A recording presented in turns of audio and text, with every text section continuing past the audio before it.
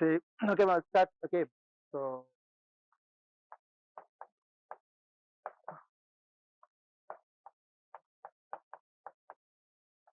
So இந்த subject or the chapter we are going to see. Okay. In the chapter, in the subject we are going to see. Okay. So ரொம்ப ஒரு முக்கியமான ஒரு subject ma'am. Both from உங்களுடைய exam point of வியூல இருக்கும். இல்ல exam முடிச்சு நீங்க போஸ்டிங் வாங்கி உள்ள போன அப்பொழுதும் உங்களுக்கு ஹெல்ப்ஃபுல்லா இருக்கக்கூடிய ஒரு சப்ஜெக்ட் தான் இந்த இந்தியன் பாலிட்டி ஆர் இந்தியா அரசியல் அமைப்பு அப்படின்னு சொல்லுவாங்க. Okay ma'am. ரொம்ப எளிதா புரியக்கூடிய ஒரு சப்ஜெக்ட்னு கேட்டா ஃபேக்டா சொல்ல போன மாதிரி இருந்தா நிறைய விஷயங்கள் நீங்க படிக்கிற மாதிரி இருக்கும். ஸோ இனிஷியலா உங்களுக்கு அண்டர்ஸ்டாண்ட் பண்றது if it is very easy புரிஞ்சுக்கிட்டீங்கன்னா ரொம்ப ரொம்ப ஈஸியான ஒரு சப்ஜெக்ட் டு ஸ்டடி. ஓகே. ஏன்னா நிறைய கேள்விப்பட்ட வார்த்தைகளா தான் இருக்கும். ஃபார் எக்ஸாம்பிள் பாராளுமன்றம், நாடாளுமன்றம், அட்டவணை, பகுதி, அரசியலமைப்பு, குடியரசுத் தலைவர், நீதிமன்றம், இந்த மாதிரி நம்ம அன்றாட வாழ்க்கையில கேள்விப்படக்கூடிய வார்த்தைகளா தான் இருக்குமே தவிரமா ஸோ புதுசான வேர்ட்ஸ் எதுவுமே பெருசா இருக்காது. ஓகே. ஸோ அப்படி இந்த இந்தியன் பாலிட்டில பாக்குறப்ப நிறைய லைக் சாப்டர்ஸ் நீங்க கவர் பண்ற மாதிரி இருக்கும். ஸோ அந்த சாப்டர்ஸை கவர் பண்றதுக்கு முன்னாடிமா சிலபஸ் வேணா போடுறீங்கம்மா. ஸோ எது எல்லாமே வந்து நீங்க இந்த குவாலிட்டி பாயிண்ட் ஆஃப் வியூல யூ ஹேவ் டு ஸ்டடி சொல்லிட்டுமா சிலபஸ் கொஞ்சம் கிளியரா போட்டுருங்க. ஸோ ஃபர்ஸ்ட் இது படிப்பீங்கன்னாமா மேக்கிங் ஆஃப் கான்ஸ்டியூஷன் அப்படின்னு சொல்லுவாங்க. ஸோ அரசியல் அமைப்பு உருவான விகிதம் ஆர் இந்தியா அரசியல் அமைப்பின் உருவாக்கம் அப்படின்னு சொல்லுவாங்க. Making of constitution. ஸோ எப்படி வந்து இந்தியாவில இந்த அரசியல் அமைப்பு ஆர் கான்ஸ்டியூஷன் அப்படிங்கிறது உருவாச்சு, அதுதான் உங்களுடைய ஃபர்ஸ்ட் சாப்டர். ஓகேமா.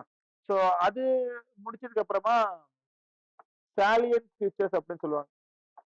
ஸோ இந்தியா அரசியல் அமைப்பின் சிறப்பு அம்சங்கள், salient features of constitution. India அரசியல் அமைப்பின் சிறப்பு அம்சங்கள் சொல்லுவாங்க. தென் அதுக்கப்புறமா மூணாவது ரொம்ப ரொம்ப முக்கியமான ஒரு சாப்டர்மா ஸோ முகவுரை அப்படின்னு சொல்லுவாங்க ஆர் பிரியாம்பிள். வாட்மா? முகவுரை ஆர் பிரியாம்பிள். ஸோ முகவுரை முன்னுரை ரெண்டு ஒரே வருதமா இல்ல என்ன சொல்லுவாங்கன்னா நமக்கு பிரியாம்பிள் அப்படின்னு யூஸ் பண்ணுவாங்க. ஸோ ஃபோர்த் சாப்டர் என்ன படிப்பீங்கன்னா குடியுரிமை அப்படின்னு சொல்லுவாங்க. சிட்டிசன்ஷிப் ஆர் குடியுரிமை. ஸோ அரசியலமைப்போட உருவாக்கம் ஃபர்ஸ்ட் சாப்டர்மா, அரசியலமைப்போட சிறப்பு அம்சங்கள் செகண்ட் சாப்டர், முகவுரை தேர்ட் படிப்பீங்கம்மா, தென் குடியுரிமை ஃபிஃப்த். தென் அதுக்கப்புறம் வரக்கூடிய ரொம்ப முக்கியமான பார்ட்மா ஃபண்டமெண்டல் ரைட்ஸ், அடிப்படை உரிமைகள். ஃபண்டமெண்டல் ரைட்ஸ் அப்படின்னு சொல்லக்கூடிய அடிப்படை உரிமைகள். ஓகேமா. ஸோ இந்த ஒரு விஷயம் மட்டுமா நமக்கு அதாவது பரீட்சையில கேள்வி கேட்கறாங்களோ இல்லையோ ஸோ இந்தியா குடிமகனா இருக்கக்கூடிய நமக்கு என்னென்ன உரிமைகள் எல்லாமே இந்த இந்திய நாட்டில் இருக்கிறதுன்னு சொல்றதான் ஃபண்டமெண்டல் ரைட்ஸ் அடிப்படை உரிமைகள். ஸோ அதுக்கப்புறம் என்ன படிப்பீங்கன்னா சிக்ஸ்த் ரொம்ப முக்கியம் தாமா டிபிஎஸ்பின்னு சொல்லுவாங்க, directive principles of state policy. Directive principles of state policy Tamil என்ன சொல்லுவாங்கன்னா அரசின் நெறிமுறை கோட்பாடுகள் அப்படின்னு சொல்லுவாங்க. என்ன சொல்லுவாங்க? அரசின் நெறிமுறை கோட்பாடுகள் அப்படி சொல்லுவாங்க. ஸோ அது முடிச்சதுக்கு அப்புறமா seventh will be studying fundamental duties அப்படி சொல்லுவாங்க, அடிப்படை கடமைகள். ஓகேமா. ஸோ அடிப்படை உரிமைகளும் படிப்பீங்கம்மா. தென் ஃபைனலி பார்த்தோம்னா அடிப்படை கடமைகள் சொல்லக்கூடிய வாட் டியூட்டிஸ், ஃபண்டமெண்டல் டியூட்டிஸ். ஓகேமா. ஸோ இது எல்லாமே உங்களுடைய பகுதி ஒன்ல நீங்க படிப்பீங்க. For example part one syllabus நீங்க பார்ட்டா படிச்சீங்கன்னா ஸோ பார்ட் ஒன்ல ஃபுல்லா நீங்க தான் படிக்கிற மாதிரி இருக்கும். ஸோ மேக்ஸிமம் கொஸ்டின் ஏரியான்னு பாக்குறப்ப 7 சாப்டர்ல தான் கொஸ்டின்ஸ் அதிகமா வர்ற மாதிரி இருக்குமா. ஸோ அரசியலமைப்புல திருத்தம் செய்வது எப்படி சொல்லிட்டு நமக்கு இந்த ஸ்டேஜ்ல நமக்கு அது தேவையில்லை. ஸோ இந்த 3 பிளஸ் இந்த 4 கிளியரா படிச்சோம் உங்களோட சிலபஸ்ல பார்ட் 1 கவர் ஆகும். தென் பார்ட் 2 இதுல நீங்க மேக்ஸிமம் என்ன படிப்பீங்கன்னா first will be studying your centre state relation, மத்திய மாநில உறவுகள் அப்படின்னு சொல்லுவாங்க. என்ன சொல்லுவாங்க? சென்டர் ஸ்டேட் ரிலேஷன்ஷிப், மத்திய மாநில உறவுகள். ஸோ இந்த மத்திய அரசுக்கும் மாநில அரசுக்கும் என்ன உறவுன்னு படிக்கிறீங்களா அந்த சென்டர் ஸ்டேட் ரிலேஷன்ஷிப் தான் வில் பி ஸ்டடிங். நெக்ஸ்ட் என்னன்னா எமர்ஜென்சி ப்ரொவிஷன். அவசர கால நிலை சொல்லுவாங்க. அவசர கால நிலை ஆர் வாட்னா எமர்ஜென்சி ப்ரொவிஷன். ஸோ மத்திய மாநில உறவுகளுக்கும் தென் எமர்ஜென்சி ப்ரொவிஷன், இதான் உங்களோட பகுதி 2 சிலபஸ்ல படிப்பீங்க. Then comes your part 3 syllabus. So இதுதான் கொஞ்சம் பெரிய சிலபஸா இருக்குமா, ஏன்னா இங்கதான் ஃபுல்லாவே நீங்க யூனியன் கவர்மெண்ட்,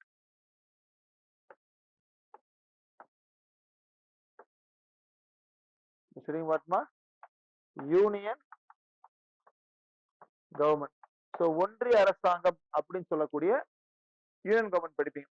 ஸோ இந்த ஒன்றிய அரசாங்கத்துல தான்மா ஸோ நிறைய கிளைகளா வந்து இருப்பி. சரி, ஸோ ஃபர்ஸ்ட் பிரசிடென்ட் குடியரசுத் தலைவர் படிப்பீங்கம்மா.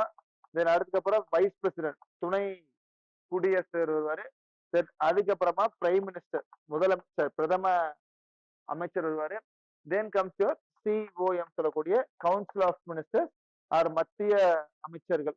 ஸோ ஃபர்ஸ்ட் குடியரசுத் தலைவர் ஆர் ஜனாதிபதி, தென் துணை குடியரசுத் தலைவர், பிரதம அமைச்சர், மத்திய அமைச்சர்கள். தென் comes the most important thing, parliament. என்ன படிப்பீங்கம்மா? பாராளுமன்றம் அப்படின்னு சொல்லக்கூடிய பார்லிமெண்ட். ஓகேமா. Then finally you will study your supreme court. So உச்ச நீதிமன்றம் அப்படின்னு சொல்லுங்க. ஸோ இதெல்லாம் உங்களுடைய பார்ட். இதெல்லாம் சிலபஸ்மா, நீங்க கன்ஃபியூஸ் பண்ணிக்காதீங்க. நம்ம பின்னாடி பகுதின்னு சொல்லிட்டு வேற பார்ட் படிப்போம். இது ஒன்லி சிலபஸ் பாயிண்ட் மட்டும் தான். நீங்க என்னென்ன சிலபஸ் படிக்க போய் மட்டும் தான் இருக்கும். ஸோ யூனியன் கவர்மெண்ட் தான் உங்களுடைய தேர்ட் சிலபஸா இருக்கும். ஸோ இது ஃபுல்லாவே உங்களுடைய ஒன்றிய அரசாங்கத்துல நீங்க படிப்பீங்க. தென் உங்களுடைய அடுத்த சிலபஸ்மா will be studying state government. என்ன கவர்மெண்ட் படிப்பீங்களா? State government. அதுல படிச்ச அதே விஷயம் தான் இதுலயும் வரும். ஃபர்ஸ்ட் அங்க வந்து குடியரசுத் தலைவர் அப்படின்னு சொன்னால் இங்க வந்து ஆளுநர் இருப்பார். ஸோ அங்க பிரசிடென்ட்னா இங்க யாருமா? Governor. So that's president there, here we have governor. ஆனா அங்க வைஸ் பிரசிடென்ட் இருப்பாருமா, பட் இங்க we don't have any vice governor. அப்ப நம்ம அதுக்கப்புறம் ஸ்டேட் வந்துடலாம் சீஃப் மினிஸ்டர். ஸோ முதலமைச்சர் வருவாரு. அதுக்கப்புறம் மாநில அமைச்சர்கள், council of minister, state council of minister, மாநில அமைச்சர்கள் இதுல வருவாங்கம்மா. Then comes the most important thing, state legislature. State legislature அது சட்டமன்றம் அப்படி சொல்ற மாதிரி இல்லமா. அங்க பாராளுமன்றம், இங்க என்ன வருவாங்க? சட்டமன்றம். தென் ஃபைனலி ஹைகோர்ட், உயர் நீதிமன்றம் வருமா. அந்த உயர் நீதிமன்றத்துக்கு கீழே but subordinate courts also. That means மாவட்ட நீதிமன்றம் ஆர் டிஸ்ட்ரிக்ட் கோர்ட்.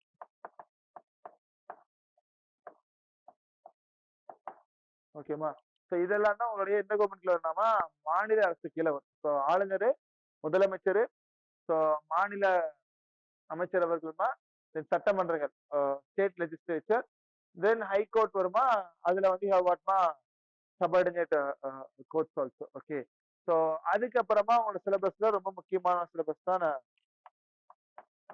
இதுலதான் உங்களுடைய லோக்கல் கவர்மெண்ட், உள்ளாட்சி துறை அப்படி சொன்னாங்க பாத்தீங்களா, லோக்கல் கவர்மெண்ட்.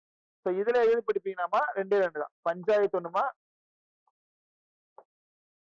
தென் முனிசிபாலிட்டிஸ்.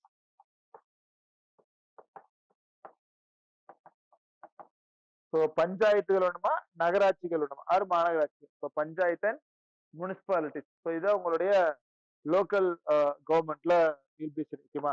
தென் ஃபைனலிமா கடைசி பகுதி என்ன படிப்பீங்கன்னா, ஸோ ரெண்டு படிப்பீங்க. ஒன்னு கான்ஸ்டிடியூஷனல் பாடிஸ்,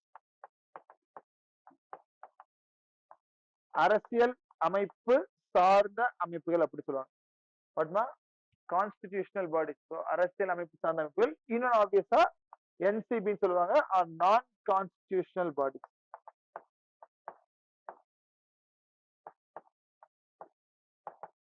நான் கான்ஸ்டிடியூஷனல்.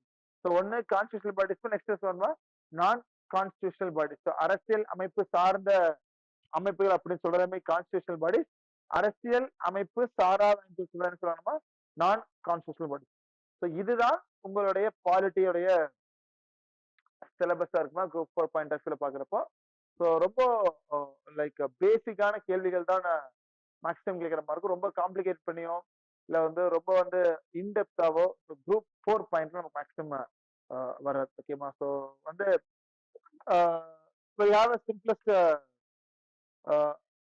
சரிங்கம்மா. ஃபார் எக்ஸாம்பிள் இப்போ ஓகே. இப்போ ஜெனரலா சில கேள்வி எப்படின்னா, ஒரு நாட்டுக்கு அரசியல் அமைப்பு அப்படிங்கிறது எந்த அளவுக்கு முக்கியம் அப்படின்னு கேட்டாமா, ஒரு நாட்டுக்கு அரசியல் அமைப்பு அப்படிங்கிறது வேணுமா வேண்டாமா ஃபர்ஸ்ட்?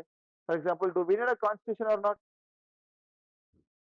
கொஞ்சம் ஜெனரலா கெஸ் பண்ணுங்கம்மா. இப்போ இந்தியா போன்ற இந்தியான்ட்டு இல்ல, பொதுவாவே ஒரு நாட்டுக்கு அரசியல் அமைப்பு என்று சொல்லக்கூடிய கான்ஸ்டிடியூஷன் அப்படிங்கிறது இருக்கணுமா இருக்கக்கூடாதா?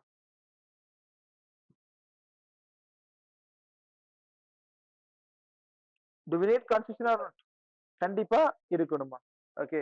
ஒரு நாட்டுல அரசியலமைப்பு இல்லை என்று சொன்னால் அந்த நாடு எப்படி இருக்கும்னு கேட்டாருமா, for example now will take ஒரு 2 நாட்டு எடுப்போம். ஸோ இந்தியான்னு ஒரு நாடு எடுக்கலாமா? தென் இந்தியா பக்கத்துல இருக்கக்கூடிய ஆப்கானிஸ்தான் அப்படி ஒரு நாடு எடுக்கலாம். ஓகேமா? ஸோ தற்போது ஆப்கானிஸ்தான் அப்படிங்கிற ஒரு நாடு வந்து யாருனால ஆட்சி செய்யப்படுறது? Who is ruling Afghanistan right now? மக்களால் தாலிபான். மக்களால் தேர்ந்தெடுக்கப்பட்ட நபர்களாமா அவங்க? இல்லை. ஓகேமா? இப்போ இந்தியாவை எடுத்துக்குவோம். ஸோ இந்தியால வேண்டுமா மக்களால் தேர்ந்தெடுக்கப்பட்ட நபரான்னு கேட்டா? ஓகே. இப்ப 2 நாடு இருக்கு. இந்த 2 நாட்டிலயுமே ஒரே அரசியலமைப்பு இருக்குமாமா? இல்ல வெவ்வேறு அரசியலமைப்பு இருக்குமா? For example to both the country have same constitution and both the country have different constitution.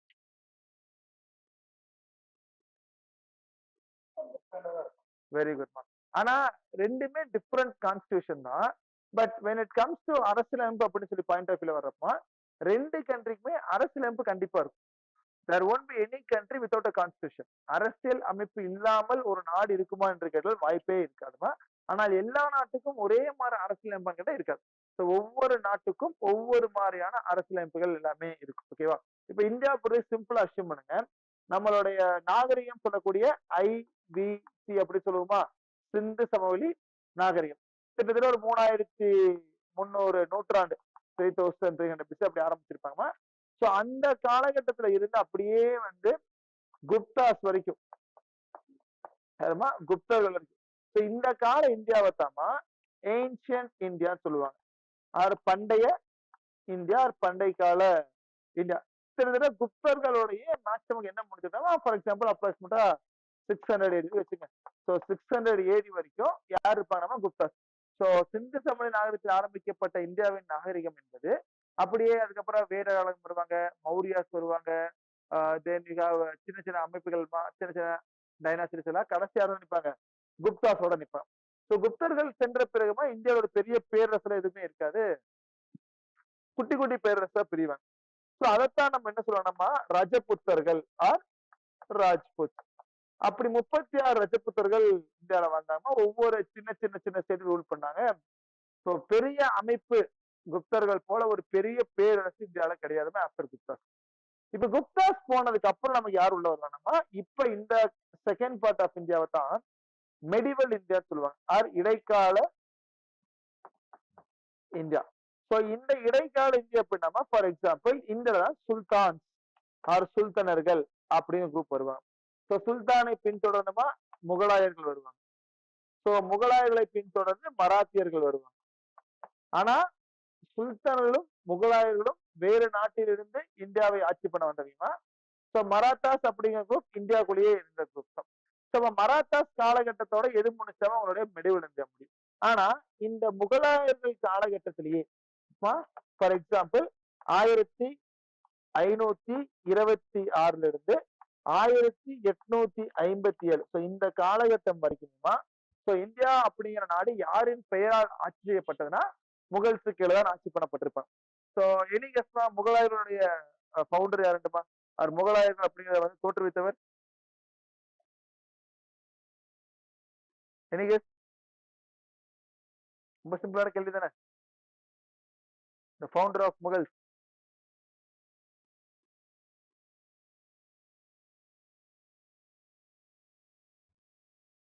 யாரு முகல்ஸோட ஃபவுண்டர்?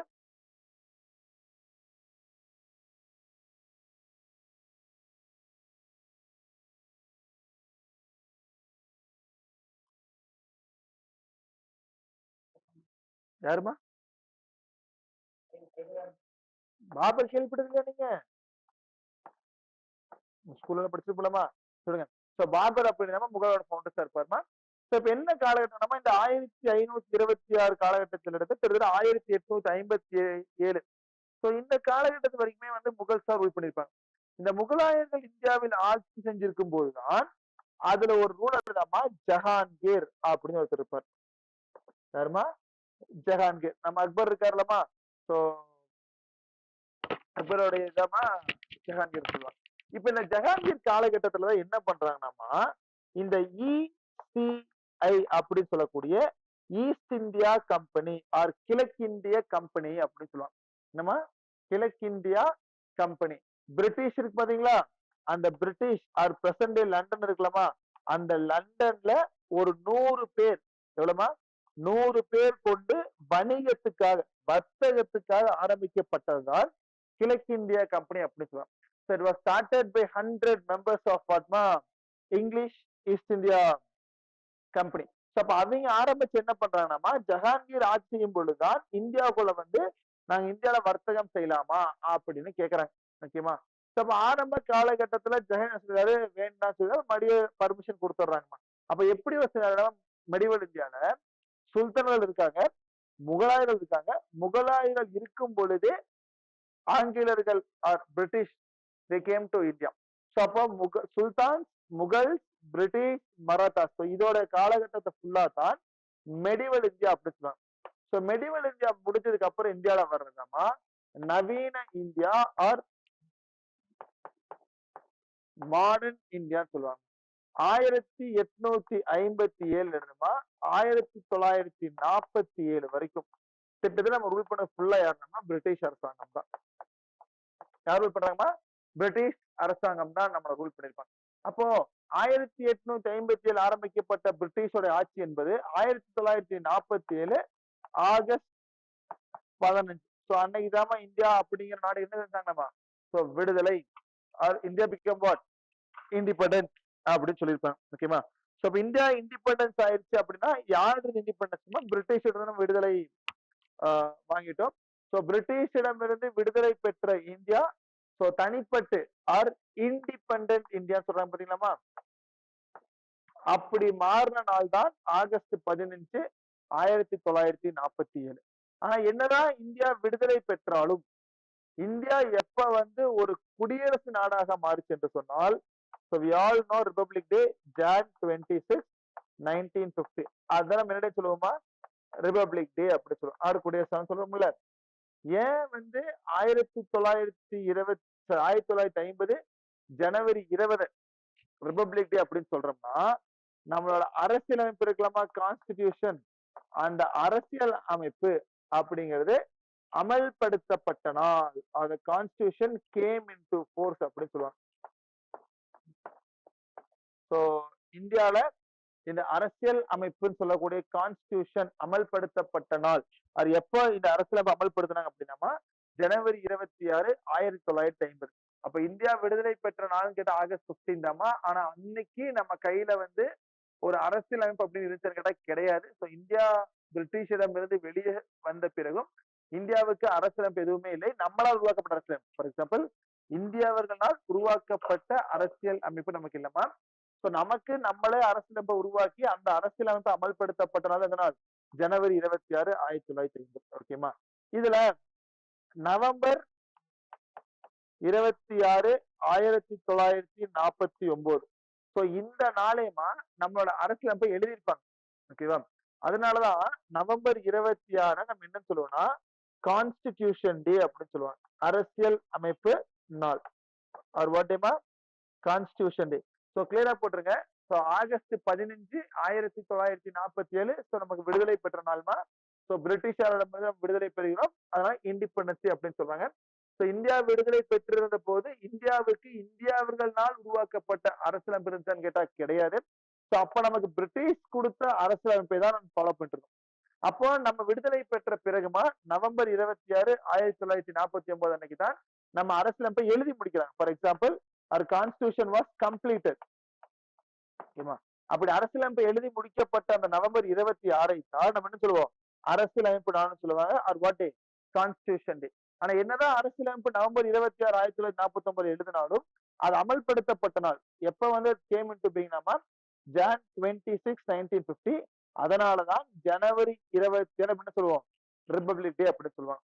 ஏன் வந்து ஜனவரி 26 ஸ்பெசிஃபைடா சூஸ் பண்ணாங்கன்னா, ஜான் 26 1930 அன்னைக்கு தான் லாகூர் அப்படிங்கிற அந்த ஐஎன்சி மாநாட்டுலமா பூர்ண ஸ்வராஜ், பூர்ண சுயராஜ்யம், பூர்ண ஸ்வராஜ் தான் ஒண்ணுமே இல்லமா முழுமையான விடுதலை அப்படின்னு சொல்லுவாங்க. என்னமா முழுமையான விடுதலை வாட் பூர்ண ஸ்வராஜ். அப்போ லாகூர் மாநாட்டுல ஜனவரி 26 1930 தான் இந்தியா முதலில் தனது விடுதலையை கொண்டாடினாங்களாம். சோ அப்படி செலிப்ரேட் பண்ண நாள்ல தான் இந்தியாவோட அரசியல் அமைப்பும் அமல்படுத்த வேண்டும் என்று சொல்லி எப்ப முடிவு பண்ணாங்க, 1949 அரசியலமைப்பு உருவானாலும் அது அமல்படுத்தப்பட்ட எந்த நாள் தான், ஜான் 26 1950 தான் பண்ணிருப்பாங்க. எதுக்காக ஜனவரி 26னா அன்னைக்கு தான் லாகூர் மாநாடு என்ன கொண்டாடி இருப்பாங்கம்மா ஐஎன்சில பூர்ண சுவராஜ் பூர்ண சுயராஜ்யம் அப்படின்னு நாளை கொண்டாடின காரணத்தினாலதான் நம்ம ஜனவரி 26 குடியரசு தின நாளாக நம்ம கொண்டாடுறோம். ஓகேமா? அப்ப சிம்பிளா ஒரு அண்டர்ஸ்டாண்டிங் இதா இருக்கும். இப்போ இந்தியா வந்து 3 இந்தியாவை நம்ம பிரிச்சோம். பிரிட்டிஷ் வந்தாங்க, நம்மளை ஆட்சி பண்ணாங்க. 47க்கு அப்புறம் பிரிட்டிஷ் நம்மளை விட்டு வெளியே போயிட்டாங்க. அதுக்கப்புறம் இந்தியா நமக்காக அரசு புரிவாங்க. இது எல்லாமே குட். இப்ப இதெல்லாம் before going to this, what is called constitution? அப்ப அரசியல் அமைப்பு என்றால் என்ன? அப்படி நாம இப்போ வில் டேக் ஒரு சிம்பிள், இப்போ உங்களுக்கு தெரிஞ்ச ஒரு சின்ன ஒரு லைக் டெஃபினிஷன் சொல்லுங்க பாப்பா, அரசியலமைப்பு என்றால் என்ன சொல்லிட்டு ஜெனரலைஸ் பண்ணுங்க. அரசியலமைப்பு என்றால் என்ன, ஒரு கான்ஸ்டிடியூஷன் என்னவா இருக்கலாம்? General guess.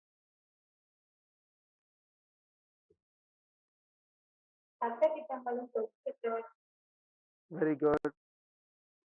வேற ஏதாச்சுமா? நல்ல ஆன்சர்மா. வேற ஏதாச்சும் எனிவன்?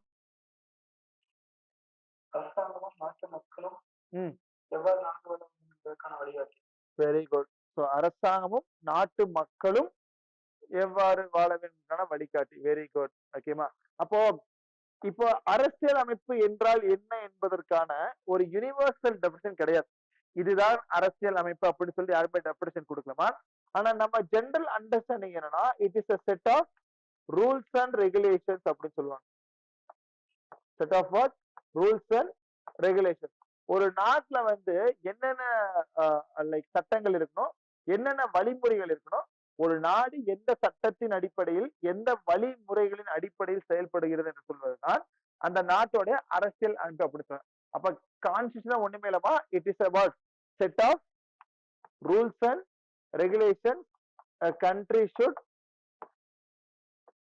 follow. ஓகேமா?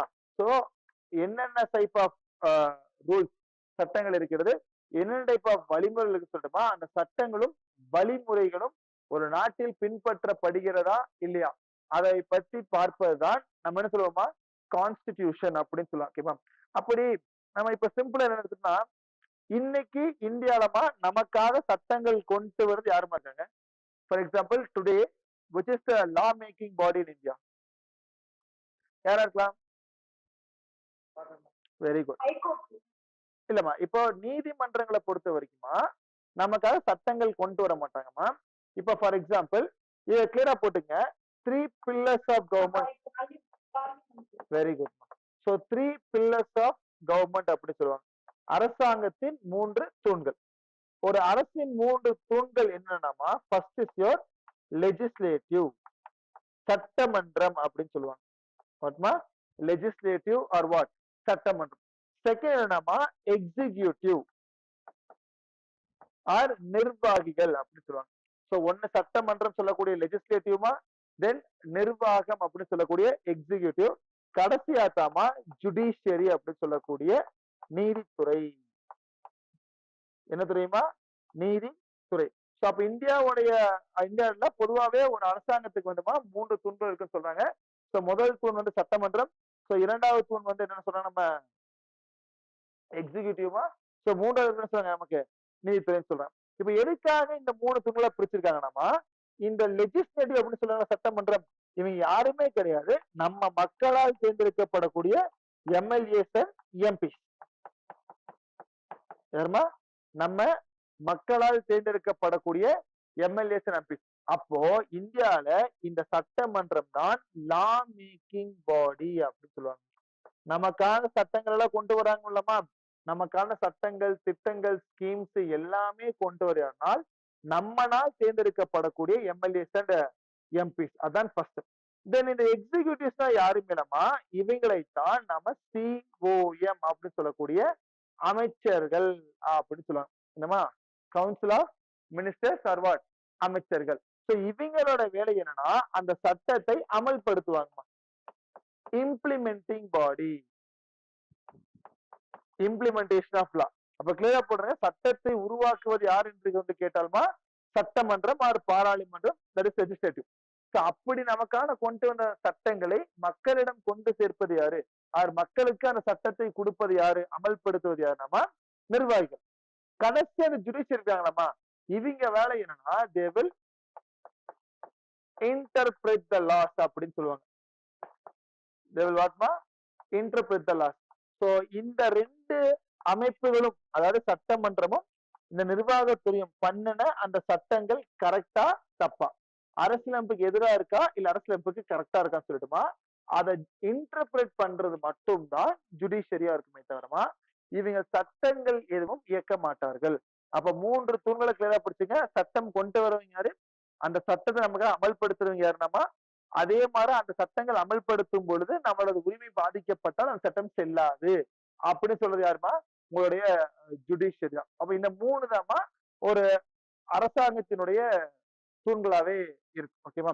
இப்போ நவ் வில் டேக் ஒரு சிம்பிளஸ்டான திங். அப்ப ஆப்வியஸா நமக்காக சட்டம் கொண்டு வந்து யாரா இருப்பாங்க, ஒண்ணு பாராளுமன்றமா இருக்கும், என்னென்னவா இருக்கும், ஸ்டேட் லெஜிஸ்லேட்டிவ் சட்டமன்றம் சொல்றாங்கல்ல. இப்ப ஒவ்வொரு மாநிலத்துக்கும் கண்டிப்பா சட்டமன்றம் இருக்குமாமா. தமிழ்நாடு கூட சட்டமன்றம் எங்க அமைந்திருக்கு,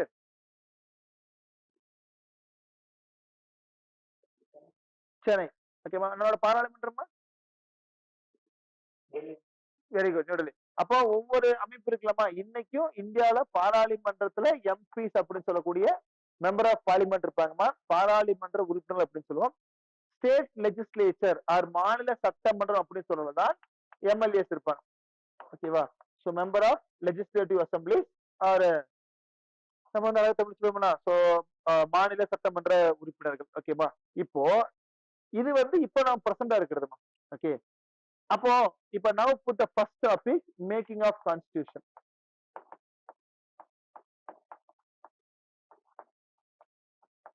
மேக்கிங் ஆஃப் கான்ஸ்டிடியூஷன். ஓகேமா? இப்போ கிளியரா அன்சர் பண்ணீங்க. இன்னைக்கும் இந்தியாவில வந்துமா நம்ம பிரிட்டிஷார் கீழே தான் இருக்கிற மாதிரி கணக்கு வச்சு. ஓகேமா? அப்ப என்ன ஒரு சினாரியோனா, இந்தியாவில முதல்ல இந்த மாதிரி ஒரு அரசியலமைப்பு வேணும், இல்ல வந்து இந்தியாவில முதல்ல வந்து ஒரு பாராளுமன்றம் சொல்றோம்லமா, அப்போ வந்து கான்ஸ்டியூவன்ட் அசம்பிளி அப்படின்னு சொல்லுவாங்க. தமிழ்ல வந்து அரசியல் நிர்ணய சபை அப்படின்னு சொல்லுவாங்க. அப்படி இந்தியாவில முதல்லமா 1934ஆம் ஆண்டு எம்.என். ராய், யாருமா, எம்.என். ராய் அவர்கள் தான் என்ன கேட்டிருப்பாருமா, இந்தியாவுக்கு முதல்ல கான்ஸ்டிடியூயன்ட் அசம்பிளி ஆர் அரசியல் நிர்ணய சபை என்பது வேண்டும் அப்படின்னு பிரிட்டிஷாரிடம் கேட்ட முதல் நபர் யாருனாமா எம்.என். ராய். எந்த வருஷம் கேட்டிருப்பாருமா, 1934.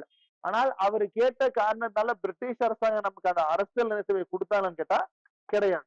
இப்ப எதுக்காக அரசியல் நிர்ணய சபை கேட்டிருப்பாங்க, ஆப்வியஸா இப்பதான் நம்ம பார்த்தோம், பாராளுமன்றத்தோட வேலை என்னமா, நமக்கான சட்டங்களை கொண்டு வர.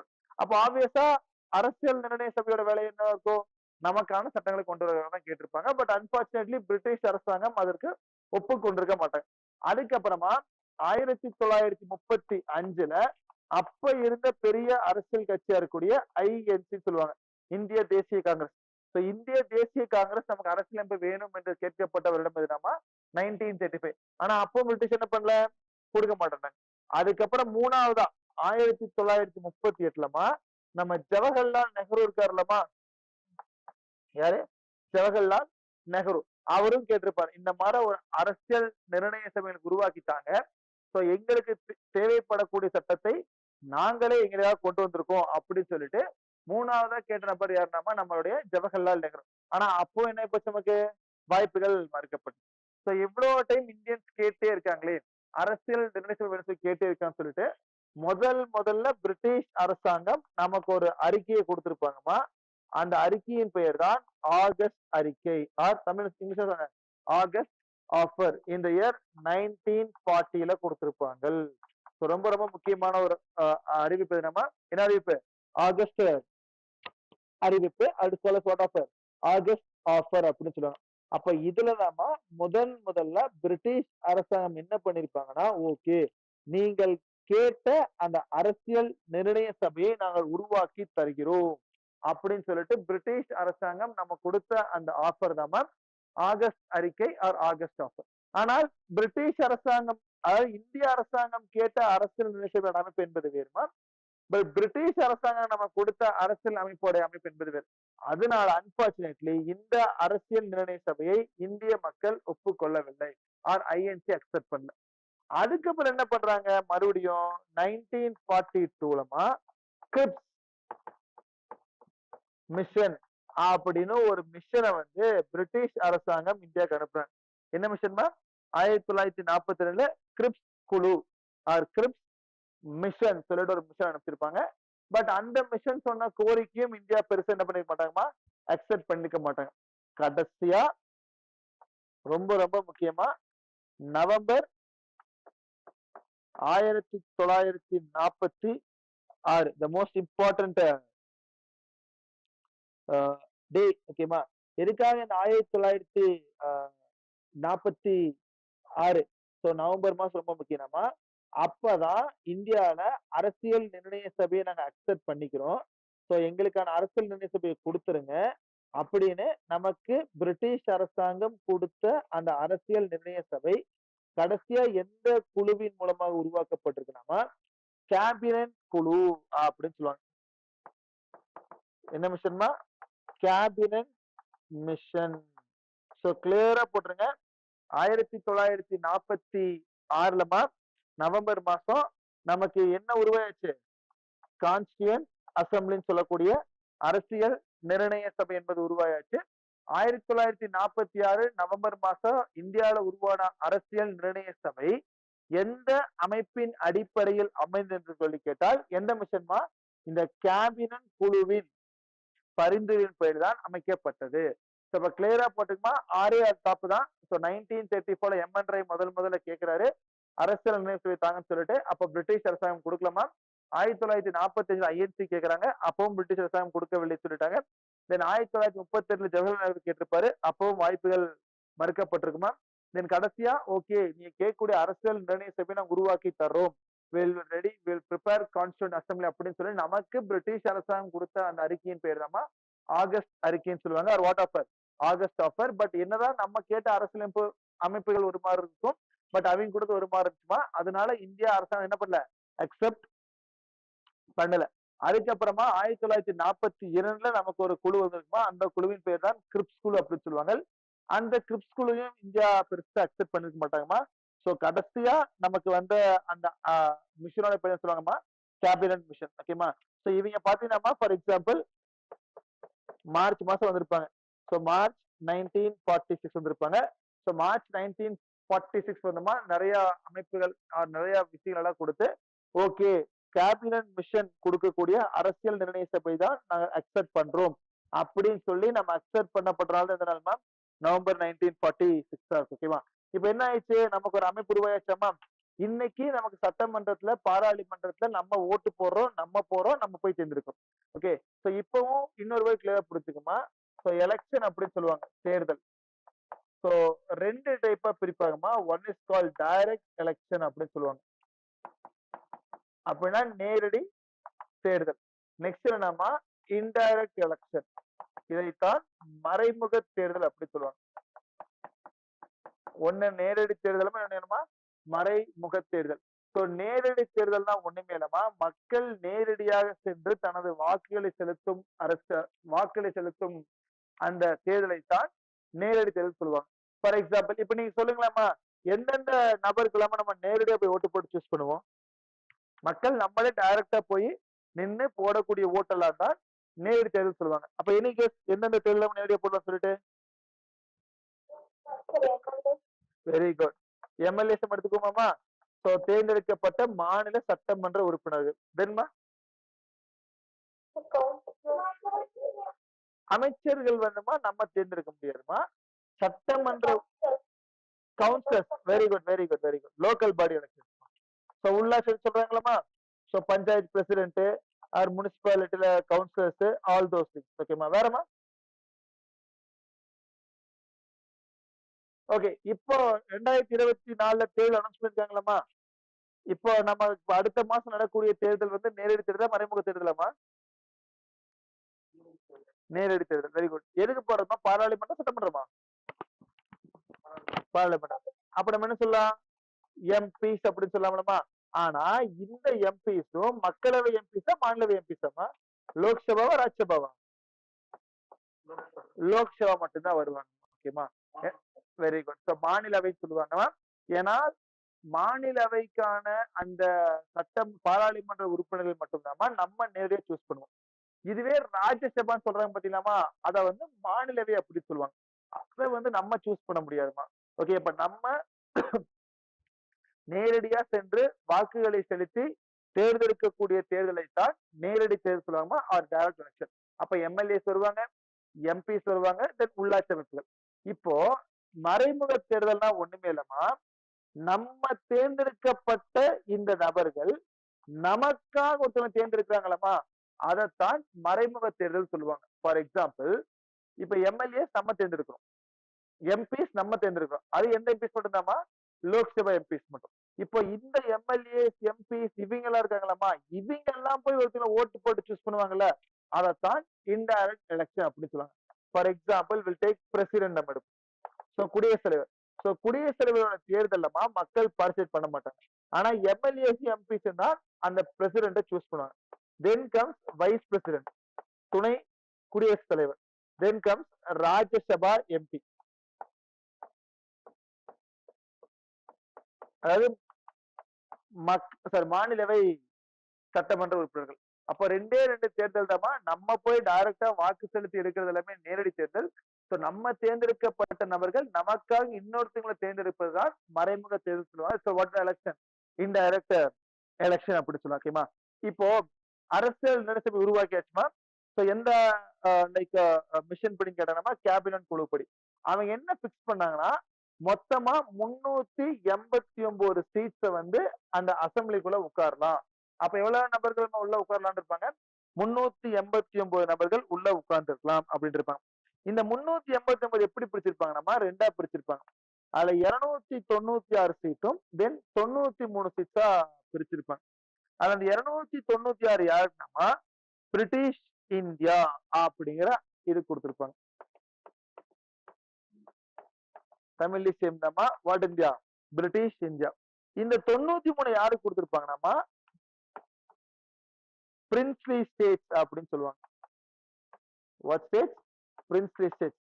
தமிழ்ல வந்துமா சுதேச அரசுகள் ஆர் சமஸ்தானங்கள் ஆர் பொருநில அமைப்புகள், ஏதோ ஒரு வேர்ட் புத்தவர் சமஸ்தானங்கள். ஓகேமா.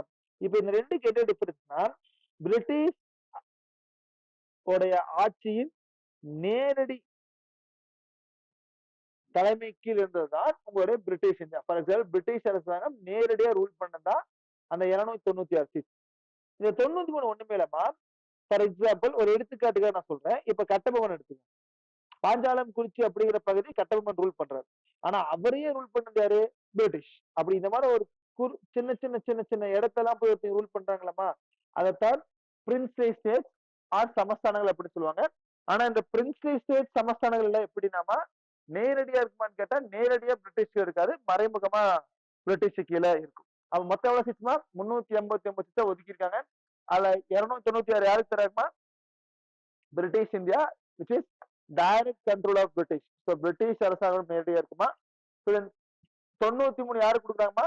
Princely states. எப்படி இருக்கும்? இன்டைரக்டா இருக்கும் அப்படின்னு சொல்லியிருக்காங்க. மறைமுகமாக யாருக்கு இருக்கும்? பிரிட்டிஷ் கீழே இருக்கு அப்படி சொல்லிருக்கேமா. இப்ப அதுக்கப்புறம் எப்படின்னா, சிம்பிளா சொல்ல போனா இன்னைக்கு வந்து இந்தியாவில இதெல்லாம் வந்து இந்த கேபினட் மிஷன் அது கீழே போட்டுவாங்கம்மா. கேபினட் மிஷன் பண்ணீங்களா? கேபினட் குழு கீழே தானமா இந்த அரசியல் நினைச்சு உருவாக்கி இருப்பாங்க. இந்த கேபினட் குழு கீழே முதல் பாயிண்ட் என்ன பாயிண்ட் போட்டிருக்கீங்கன்னா, எவ்வளவு சீட் அலோகேட் பண்ணிருக்காங்க அந்த காலத்துல இந்தியாவுக்கு? ஸோ 389 சீட்ஸ்மா. அதுல 296 யாருக்கு கொடுக்கணும், 93 யாருக்கு. அப்ப இந்த 389 அப்படிங்கிற எண்ணிக்கை எந்த அடிப்படையில பிக்ஸ் பண்ணிருப்பாங்கன்னா, on the basis of population. So மக்கள் தொகையின் அடிப்படையில் தான் அந்த சீட்ஸ் எல்லாமே கொடுத்துருப்பாங்கம்மா. ஓகேவா? ஆனா இது எப்படின்னா, ஃபார் எக்ஸாம்பிள் எவ்ரி 1 மில்லியனுக்கு ஒரு சீட்டா இருக்கும். ஃபார் எக்ஸாம்பிள் அப்படின்னா 10 லட்சம் நபர்களுக்கு ஒரு உறுப்பினர். ரஃப்லி 1 மில்லியன் பாப்புலேஷனுக்கு ஒரு சீட் ஆர் 10 லட்சம் பேருக்கு இருக்கும் ஒவ்வொரு சீட்டா இருக்கும் அப்படின்னு சொல்லியிருப்பாங்க. இப்ப இந்த 389 நபர்களை 2 டைப் ஆஃப் தேர்தல் நம்ம சொல்றோமா, ஒண்ணு நேரடி தேர்தல், இன்னொன்னு மறைமுக தேர்தலா இருக்கும். ஆனா இது என்ன ஒண்ணுனாமா, இந்த 389 பேரையும் எந்த அடிப்படையில தேர்ந்தெடுப்பாங்க அப்படின்னா மறைமுக தேர்தலா தான் இருக்கும். இட் மீன்ஸ் வாட் எலெக்ஷன்மா? மூணாவது பாயிண்ட், இன்டைரக்ட் எலெக்ஷன். அப்ப மக்கள் நேரடியா போய் ஓட்டு போட்டுப்பாங்க கிடையாது. மக்கள் ஒரு டைப் ஆஃப் நபர்களை சூஸ் பண்ணிருப்பாங்க. அந்த நபர்கள் தான் இந்த 389 பேரையும் சூஸ் பண்ணிருப்பாங்கம்மா. அப்ப இது என்ன படிமா?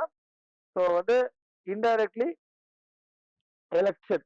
இந்த இன்டைரக்ட் எலெக்ஷனை தான் என்ன சொல்லுவாங்கன்னா பார்ட்லி எலெக்டட் பாடின்னு சொல்லுவாங்க. ஸோ பகுதி தேர்ந்தெடுக்கப்பட்ட நபர்கள், தென் பார்ட்லி நாமினேட்டட் பாடி சொல்லுவாங்க. ஸோ இந்த 389 பேரு, ஸோ இந்த 389 பேர்லமா ஸோ பகுதி மக்கள் வந்து மக்களால் மறைமுகமா தேர்ந்தெடுக்கப்படுறாங்க. ஸோ சில நபர்கள் வந்துமா மக்களால் தேர்ந்தெடுக்கப்பட்ட நபர்களின் மூலமாக நியமனம் செய்யப்பட்டு உள்ள வராங்க. அப்போ கேள்விகள் எப்படி கேட்கலாம்னா, இந்த அரசியல் நிர்ணய சபை என்பது நேரடி தேர்தலா மறைமுக தேர்தலா கேட்பாங்க. ஸோ டைரக்ட் இன்டைரக்டாமா இன்டைரக்ட் எலெக்ஷன் தான். ஸோ அதுல இருக்கக்கூடிய 389 நபர்கள் எப்படி பிரிச்சிருப்பாங்கன்னா, பகுதி வந்து தேர்ந்தெடுக்கப்பட்ட நபர்கள், ஸோ பகுதி வந்து நியமனம் செய்யப்பட்ட நபர்கள். So partly elected body and வாட்மா பார்ட்லி நாமினேட்டட் பாடியா தான் இருக்கு. ஓகேமா? அப்போ இப்ப என்ன ஆகுதுன்னா, இப்ப சீட்ஸ் எல்லாம் பிரிச்சாச்சு, 389 சொல்லியாச்சு, எல்லாமே பண்ணியாச்சுமா. இதெல்லாம் யாரு சொல்லிட்டு இருக்காங்க? கேபினட் மிஷன் சொல்லிட்டு இருக்காங்க. அப்ப இந்த கேபினட் மிஷன்ஸோடைய அந்த திட்டத்தின் படிமா ஜூலை ஆகஸ்ட் அப்போ முதல் தேர்தல் நடக்குமா இந்தியால? ஜூலை ஆகஸ்ட் சொல்லுங்கம்மா.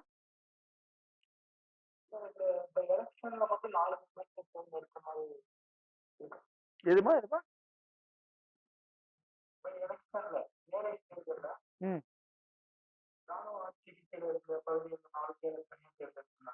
அப்படி வராது. இது எப்படி வரும்னா, இப்போ 389 பேர் மொத்தமா இருந்தாங்களாமா, அதுல 296 வந்து பிரிட்டிஷ் இந்தியா கீழே இருக்கும். மிச்சம் 93 சமஸ்தானமா இருக்கும். அந்த 296 ரெண்டா பிரிப்பாங்க. அந்த 296 பிரிட்டிஷ் எப்படி பிடிச்சிருப்பாங்கன்னா, 292 வந்து பிரிட்டிஷ் மாகாணத்துக்கும், மிச்ச 4 வந்துமா தலைமை ஆணையர்கள் மாகாணங்கள் ஆர் சீஃப் கமிஷனர் ப்ராவின்ஸ் அப்படின்னு சொல்லுவாங்க. ஃபார் எக்ஸாம்பிள், இன்னைக்கு நம்ம எப்படி மாநிலம், யூனியன் பிரதேசம் அப்படி சொல்லி பிரிக்கிறோம். ஸோ அப்படித்தான் அந்த 296 சீட்ஸையும் 292 வந்து ஸ்டேட்ஸ் கொடுத்துருப்பாங்கம்மா. ஸோ 4 வந்து சீஃப் கமிஷனர் ப்ராவின்ஸ் அப்படின்னு சொல்லுவாங்க. அது தமிழ் என்ன சொல்லுவாங்கன்னா தலைமை ஆணையர்களின் மாகாணங்கள். ஸோ இந்த நாளுமே மறைமுக தேர்தல் தான்மா. ஸோ அரசியல் நிர்ணய சபையை பொறுத்த வரைக்கும் there is no concept of direct election மா. எல்லாமே எலெக்ஷன் தான், மறைமுக தேர்தல் தான். நம்ம நேரடியா சூஸ் பண்ணிருக்க மாட்டோம். நம்ம ஒரு செட் ஆஃப் மக்களை சூஸ் பண்ணிருப்போம். அந்த மக்கள் தான் ஃபுல்லாவே சூஸ் பண்ணிருப்பாங்கம்மா. ஓகேவா? இப்ப கேள்விகள் வந்து டைரக்டான்னு கேட்டாமா, no, it is completely what இன்டைரக்டா. அப்ப இந்த அரசியல் நிர்ணய சபையோடைய அந்த கேபினட் குழுவின் அறிவுரைப்படி இந்த ஜூலை ஆகஸ்ட் 1946 ஒரு சின்ன தேர்தல் வைப்பாங்க. இப்ப அந்த தேர்தல் எப்படி வைக்காங்கன்னா, அந்த காலகட்டத்துல 2 பெரிய அமைப்புகள் தான் இந்தியாவில் இருக்கும். ஸோ ஒண்ணு வந்து ஐஎன்சி சொல்லுவாங்க, இன்னொன்று வந்து முஸ்லீம் லீக் அப்படின்னு சொல்லுவாங்க. அப்ப இந்த ஜூலை ஆகஸ்ட் 1946 இந்த 389 சீட்ஸுக்கு தேர்தல் வைக்கிறாங்கம்மா. அது ஐஎன்சி வந்து கிட்டத்தட்ட 208 சீட்ஸை வந்து ஜெயிச்சிடறாங்க. எவ்வளோமா? 208. நெக்ஸ்ட் முஸ்லீம் லீக் இருக்காங்களா, அவங்க ஒரு 73 சீட்டை ஜெயிக்கிறாங்கம்மா. ஓகேமா? ஸோ அது போய் இருக்கக்கூடிய ஸ்மால் பார்ட்டிஸ், இதர கட்சிகள், சிறு சிறு வச்சிருப்பாங்கம்மா, பேலன்ஸ் இருக்கக்கூடிய 15 சீட் வச்சிருப்பாங்க. அப்போ 208 சீட் ஐஎன்சி ஜெயிக்கிறாங்கம்மா. 73 சீட்ஸ் வந்து யார் ஜெயிக்கிறாங்கம்மா? முஸ்லீம் லீக் ஜெயிக்கிறாங்க. மிச்சம் இருக்கக்கூடிய சின்ன சின்ன தனிப்பட்ட 6 சுயாட்சி அமைப்புகள் ஒரு 15 சீட் ஜெயிக்கிறாங்க. அப்ப மொத்தம் எவ்வளவு சீட் ஆச்சு நமக்கு? 296. அப்போ பிரிட்டிஷ் இந்தியால இருந்த அந்த 296 சீட்ஸ் மட்டும்தான் இந்த தேர்தலை பார்ட்டிசிபேட் பண்ணாங்களே தவிரமா அந்த 93 சமஸ்தானங்கள் சொல்லக்கூடிய பிரின்ஸ்லி ஸ்டேட் இந்த தேர்தலில் பங்கேற்கவில்லை. கிளியரா போட்டிருங்க. அரசியல் நிர்ணய சபையில் இந்த 389 நபர்களுக்கு முதல்ல எப்ப தேர்தல் வச்சிருப்பாங்கன்னா ஜூலை ஆகஸ்ட் அந்த காலகட்டத்தில் வச்சிருப்பாங்க. ஐஎன்சி 208 சீட் ஜெயிச்சிருப்பாங்கம்மா. முஸ்லீம் லீக் 73 சீட் வச்சிருப்பாங்க. அது போய் கூட இதர கட்சிகள் சின்ன சின்ன பார்ட்டிஸ் 15 சீட் வச்சிருப்பாங்க. மொத்தமா பாத்தீங்கன்னா 296 பிரிட்டிஷ் இந்தியாவில கீழே இருந்த அந்த சீட் மட்டும் தான் வந்திருக்குமே தவிர இந்த 93 இருக்கக்கூடிய சமஸ்தானங்கள் சொல்லக்கூடிய பிரின்ஸ்லி ஸ்டேட் முதல் தேர்தலில் பார்ட்டிசிபேட் பண்ணவில்லை. ஓகேமா. இப்ப அதுக்கப்புறம் என்னன்னா முதல்ல இப்ப வந்து தேர்தல் வச்சாச்சு. நவம்பர் 1946ல நமக்கு அரசியல் நிர்ணய சபை வந்து மக்கள் உள்ள உட்கார்ந்தாச்சுமா. இந்தியாவில் இந்த அரசியல் நிர்ணய சபை கான்ஸ்டியூண்ட் அசம்பிளியுடைய முதல் மீட்டிங் எப்ப நடக்குனாமா டிசம்பர் 9, 1946. அப்பதான் அரசியல் நிர்ணய சபை ஒரு கான்ஸ்டியூண்ட் அசம்பிளி மீட்டிங் உடைய அசம்பிளியுடைய ஃபர்ஸ்ட் மீட்டிங் நடக்குமா? எப்ப நடக்கும்? டிசம்பர் 9, 1946. அப்ப என்ன ஜெயிச்சிருக்காங்க? ஐஎன்சி ஜெயிச்சிருக்காங்க, முஸ்லீம் லீக் ஜெயிச்சிருக்காங்க, தென் ஸ்மால் பார்ட்டிஸ். ஆனா முதல்லமா ஐஎன்சி பார்ட்டிசிபேட் பண்ணிருப்பாங்க. முஸ்லீம் லீக் முதல் மாநாட்டு உள்ள வந்திருக்க மாட்டாங்கம்மா. தென் அதே மாதிரி இதுலயும் ஒரு நிறைய நபர்கள் வந்திருக்க மாட்டாங்க. அப்படி கணக்கு போட்டு பாக்குறப்ப மொத்தமா 207 மெம்பர்ஸ் தாமா முதல் மாநாட்டுல பார்ட்டிசிபேட் பண்ணுவாங்க. ஓகே. உங்களோட புக்ல 211 கொடுத்திருப்பாங்கம்மா. ஸ்கூல் புக்ஸ்ல இருக்கும் இல்ல வேற புக்ல இருக்கும். 211 பழைய டேட்டா. 207 தான் புது டேட்டா. ஓகேமா. முதல்ல எவ்வளவு பேர் பார்ட்டிசிபேட் பண்ணா சொல்லி கேட்டாங்கம்மா. இப்படின்னா கேபினட் குழு எப்ப வருதுமா? மார்ச் மாசம் இந்தியாவுக்குள்ள வருது. அவங்களுடைய அந்த ரெக்கமெண்டேஷன் படி ஜூலை ஆகஸ்ட் தேர்தல் வைக்கிறாங்க. ஜூலை ஆகஸ்ட் தேர்தல் வச்சுமா முதல் மாநாடு எப்ப நடக்குதுன்னா டிசம்பர் 9, 1946ல நடக்குது. எவ்வளவு பார்ட்டிசிபேட் பண்ணாங்க? 207 பேரு. யார் உள்ள வந்துக்க மாட்டாங்கம்மா? முஸ்லீம் லீக் அப்படின்னு வச்சு உள்ள வந்திருக்க மாட்டாங்க. அப்ப அந்த முதல் மாநாட்டுல என்ன சார் நமக்கு முக்கியமான விஷயம் நடந்துச்சுன்னா அப்பதான் அந்த அரசியல் நிர்ணய சபையின் தற்காலிக நபரை டெஸ்ட் பண்ணாங்க. டெம்பரரி பிரசிடென்ட், தற்காலிக தலைவர். அப்ப இந்தியா அரசியல் நிர்ணய சபையின் முதல் தற்காலிக பிரசிடென்ட் யாரமா? சச்சிதானந்த சின்ஹா அப்படின்னு சொல்லுவாங்க.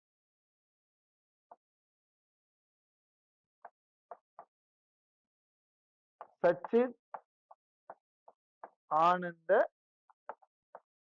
சின்ஹா. இவர் தாமா இந்தியா அரசியல் இந்தியா கான்ஸ்டியூண்ட் அசம்பிளி அரசியல் நிர்ணய சபையின் முதல் தலைவர்மா. ஆனா is not a permanent president, is what president தான்? டெம்பரரி பிரசிடென்டா தான் இருந்திருப்பாரு. ஓகேமா. அதுக்கப்புறம் இரண்டாவது மாநாடு ஃபர்ஸ்ட் மீட்டிங் எப்ப நடக்குதுமா? டிசம்பர் 9, 1946. செகண்ட் எப்ப நடக்கணுமா? டிசம்பர் 11, 1946. ரெண்டாவது எப்ப நடக்கும்? அப்பதான் என்ன பண்றாங்க? இந்தியாவுடைய ஃபர்ஸ்ட் ஃபுல் டேர்ம் பிரசிடென்ட், அத ஃபர்ஸ்ட் பிரசிடென்டே போடுங்க. ஃபர்ஸ்ட் ஃபுல் டேர்ம் முழு நேர தலைவரா யாரு வந்திருப்பாங்கன்னா doctor Rajendra Prasad. Doctor Rajendra Prasad ma'am. இவரை வந்து அசிஸ்ட் பண்றதுக்கு 2 வைஸ் பிரசிடென்ட் இருப்பாங்க. ஒரு பிரசிடென்ட் யாருமா? Doctor Rajendra Prasad. 2 VPs also there. அதுல முதல்ல இருக்கிறவர் யாருன்னா நம்மளுடைய HC முகர்ஜி அப்படின்னு சொல்லுவாங்க. HC முகர்ஜி.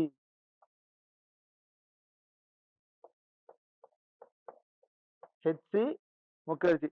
செகண்ட் யாருன்னா VT கிருஷ்ணமாச்சாரி அப்படின்னு சொல்லுவாங்க.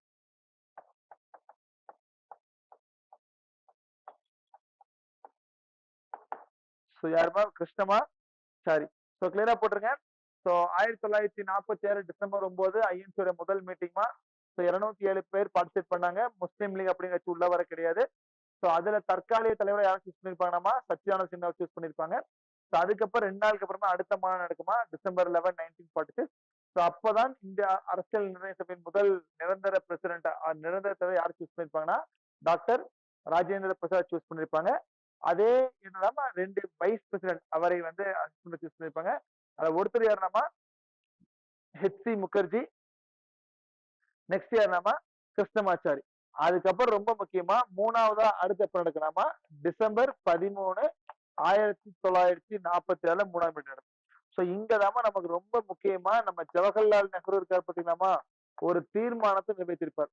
அப்படி அவர் கொண்டு வந்த அந்த தீர்மானத்தின் பேர் தாமா குறிக்கோள் தீர்மானம் ஆர் அப்ஜெக்டிவ் ரெசல்யூஷன் அப்படின்னு சொல்லுவாங்க. இல்லமா குறிக்கோள் தீர்மானம் ஆர் வாட்மா அப்ஜெக்டிவ் ரெசல்யூஷன். இந்த குறிக்கோள் தீர்மானம் அப்படின்னா என்ன சார் அப்படின்னா ஒண்ணுமே இல்லமா இந்தியா அரசியல் அமைப்பின் அடிப்படை மற்றும் தத்துவம் அப்படின்னு சொல்லுவாங்க. It contains the fundamentals and philosophy. Contains what ma? The fundamentals and what? Philosophy of constitution. So நம்ம உருவாக்க போற இந்த அரசியல் அமைப்பினுடைய அடிப்படையும் தத்துவமும் என்ன அப்படின்னு சொல்றதுதான் அப்ஜெக்டிவ் ரெசல்யூஷனா இருக்கும். ஏன் இது ரொம்ப முக்கியம் அப்படின்னாமா இந்த தீர்மானம் தான் இந்த குறிக்கோள் தீர்மானம் தான் நம்ம பின்னாடி பயன்படுத்தக்கூடிய முகவுரை என்று சொல்வார்கள். ஓகேமா எப்படின்னா modified version of objective resolution.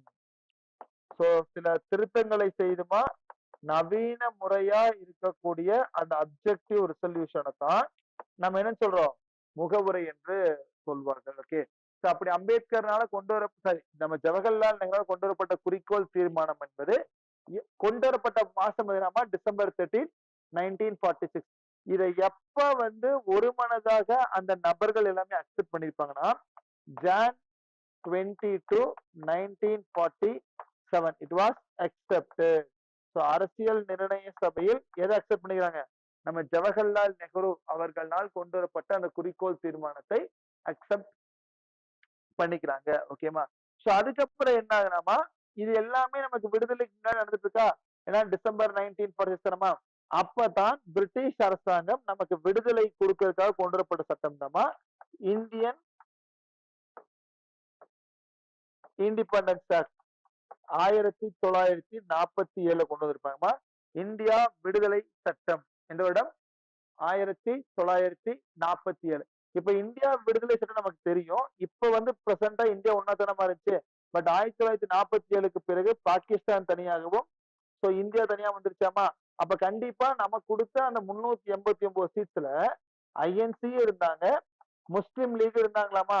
இப்ப முஸ்லீம் ஃபுல்லா எங்க போயிட்டாங்க ஆபீஸா பாகிஸ்தானுக்கு போயிட்டாங்கல்ல. அப்ப இந்த இந்தியா விடுதலை சட்டத்தில் சில மாற்றங்கள் பண்ணிருப்பாங்க. இப்ப now but Indian independence act India விடுதலை சட்டம். சோ இந்த சட்டத்தின் கீழ் என்ன ஆகுதுன்னா மொத்தமா இருந்த அந்த சீட்டோட எண்ணிக்கை ஃபுல்லாவே குறைஞ்சிருக்கும். ஓகேவா ஃபார் எக்ஸாம்பிள் இப்போ இந்தியா இண்டிபெண்டன்ஸ் ஆக்ட் 1947 வர்றதுக்கு முன்னாடியே இந்தியா பாகிஸ்தானை பிரிச்சிடலாம் பிரிவினை பண்ணா சொல்றதுக்காக ஒரு திட்டம் கொண்டு இருப்பாங்க.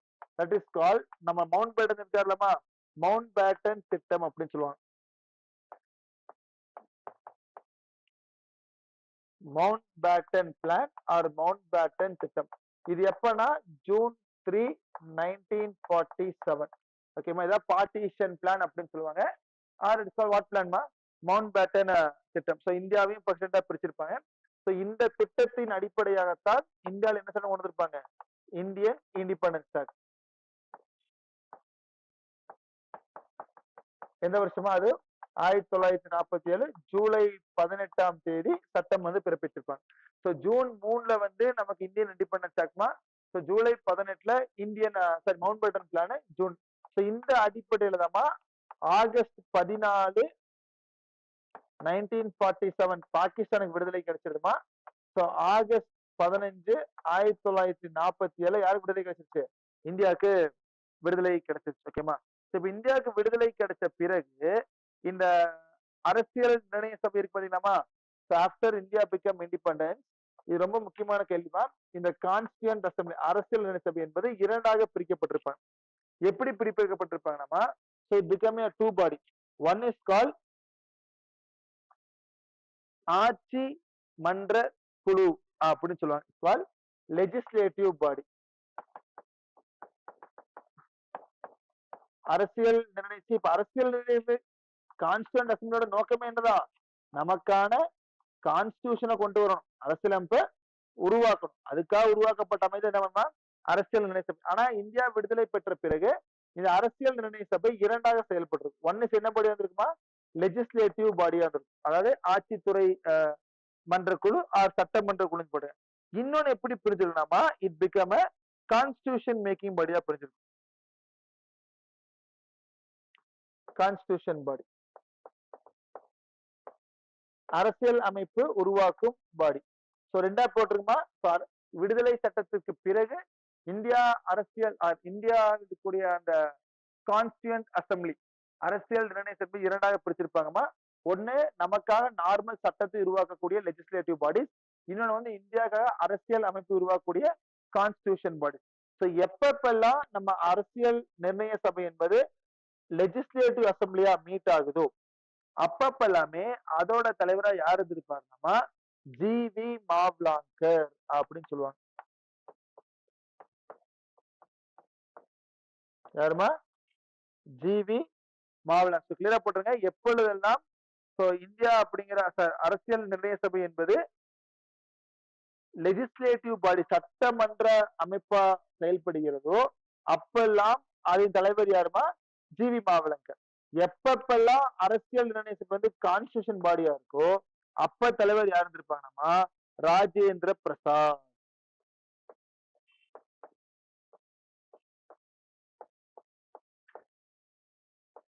யாருமா? ராஜேந்திர பிரசாத். கிளியரா போட்டுருங்க. ரெண்டு அமைப்பா இருக்குமா? அரசியல் நிர்ணய சபை என்பது கான்ஸ்டியூண்ட் அசம்பிளியாவும் ஒர்க் ஆகும், லெஜிஸ்லேட்டிவ் பாடியாவும் இருக்கும், கான்ஸ்டியூஷனல் பாடியாவும் இருக்கும். லெஜிஸ்லேட்டிவ் பாடியா இருக்கப்ப ஜி.வி. மாவ்லாங்கர் தலைவரா இருப்பாரு. கான்ஸ்டியூஷனல் பாடியா இருக்கப்ப யாருமா இருப்பாங்க? ராஜேந்திர பிரசாத். இந்த ரெண்டு அமைப்புகளுமே திட்டமா நவம்பர் 26, 1949 இதே மாதிரிதான் இருக்கும். எது வரைக்கும்? நவம்பர் 26, 1949 வரைக்கும். நவம்பர் 1946 அரசியலமைப்பு வந்தாச்சு. ஜூலை 1947 அப்பதானமா நமக்கு இந்தியன் இண்டிபெண்டன்ஸ் ஆக்ட் வருது. அந்த சட்டத்தின் படிதானே நமக்கு சிஏ ரெண்டா பிரிஞ்சிருச்சு, லெஜிஸ்லேட்டிவ் பாடியோட கான்ஸ்டியூஷனல் பாடி. எது வரைக்கும் இருக்குமா தெரியல? நவம்பர் 26, 1949 வரைக்கும் இப்படிதான் போயிருக்கும். ஓகேமா? அப்போ 1949 நவம்பர் 26 பிறகுதாமா மறுபடியும் அரசியல் நிர்ணய சபை ஒன்னா மாறி இருக்கு. ஓகேமா? அதுக்கப்புறம் ரொம்ப முக்கியமான பாயிண்ட் என்ன, இப்போ 389 சீட்ஸ் இருந்துச்சுங்களாமா மொத்தமா. இப்பதான் நமக்கு முஸ்லீம் லீக் வெளியே போயிட்டாங்களே, அப்படி 389 சீட்ஸா இருந்த அந்த மொத்த அமைப்பு எண்ணிக்கை 299 குறைஞ்சிருக்கும். எவ்வளவு வச்சிருக்குமா? 299 மொத்த சீட்ஸ் குறைஞ்சிருக்கு. ஏன்னா இப்ப இதை நம்ம எப்படி பிரிச்சோம்? 296, 93 இருக்கும். கரெக்டா? ஆனா இங்க இப்ப எப்படி பிரிச்சிருக்கோம்னா 229, 70 பிரிஞ்சிருக்கும். அப்ப எவ்வளவு குறுநில மன்னங்கள் எவ்வளவு சமஸ்தானங்கள் ஆப்டர் இந்தியன் இண்டிபெண்டன்ஸ் சமா 70. அதே மாதிரி எவ்வளவு பிரிட்டிஷ் இந்தியா கீழே ஆப்டர் இண்டிபெண்டன்ஸ் சமா 229 குறைஞ்சிருக்கும். ஓகேமா? சோ அதுக்கப்புறம் நமக்கு ரொம்ப முக்கியமான அமைப்புகள் என்னன்னா கிட்டத்தட்ட இனி யாரும் டேட்டாஸ் மாதிரி போட்டுங்க. மே 1949 இந்தியா வந்துமா இந்த காமன் வெல்த் அப்படிங்கிற ஒரு மாநாட்டுக்கு ஒரு நபரா செலக்ட் ஆயிருப்பாங்கம்மா. India became a member of வாட்மா காமன் வெல்த் அப்படின்னு சொல்லுவாங்க. இந்த எல்லா கண்ட்ரிஸ் ஃபார் எக்ஸாம்பிள் பிரிட்டிஷ் தான் ஹெட்டா இருப்பாங்கம்மா. பிரிட்டிஷ் அரசாங்கம் இருக்கக்கூடிய தலைமையின் கீழ் நிறைய நாடுகள் ஒன்று சேர்ந்து இருப்பதைத்தான் காமன்வெல்த் நாடு அப்படின்னு சொல்லுவாங்க. அப்படி வந்து இந்தியாவும் அந்த நாட்டோடைய மெம்பர்ஷிப் வந்திருப்பாங்க November May 1949. So India became a member of Commonwealth. ஓகேமா. தென் நெக்ஸ்ட் ரொம்ப முக்கியமான விஷயம் என்ன பண்ணிருப்பாங்கம்மா, ஜூலை 22, 1947 அன்றுதான் we ratified or we adopted national flag. So இந்திய தேசிய கொடியை நாமல் ஒப்புக்கொண்ட நாள் எந்த நாள்மா? இப்போ பிரசன்ட் டே flag இருக்குல்ல, புரியுதுமா? So tricolour flag, so saffron, white, green, Ashoka chakra இதெல்லாம் படிச்சிருப்போம்ல. ஸோ இப்போ நம்ம பிரசண்டா இருக்கக்கூடிய ஃபிளாகை நம்ம அக்செப்ட் பண்ணப்பட்டோம் எந்த நாள்மா? ஸோ ஜூலை 22, 1947. ஓகேமா. ஸோ அதுக்கப்புறம் ரொம்ப முக்கியம் என்னன்னா ஜான் 24, 1950. ஸோ எதுக்காக ஜான் 24, 1950 ரொம்ப முக்கியமா? அப்பதான் we accepted our national anthem அப்படின்னு சொல்லுவாங்க. ஓகேவா? நம்மளுடைய தேசிய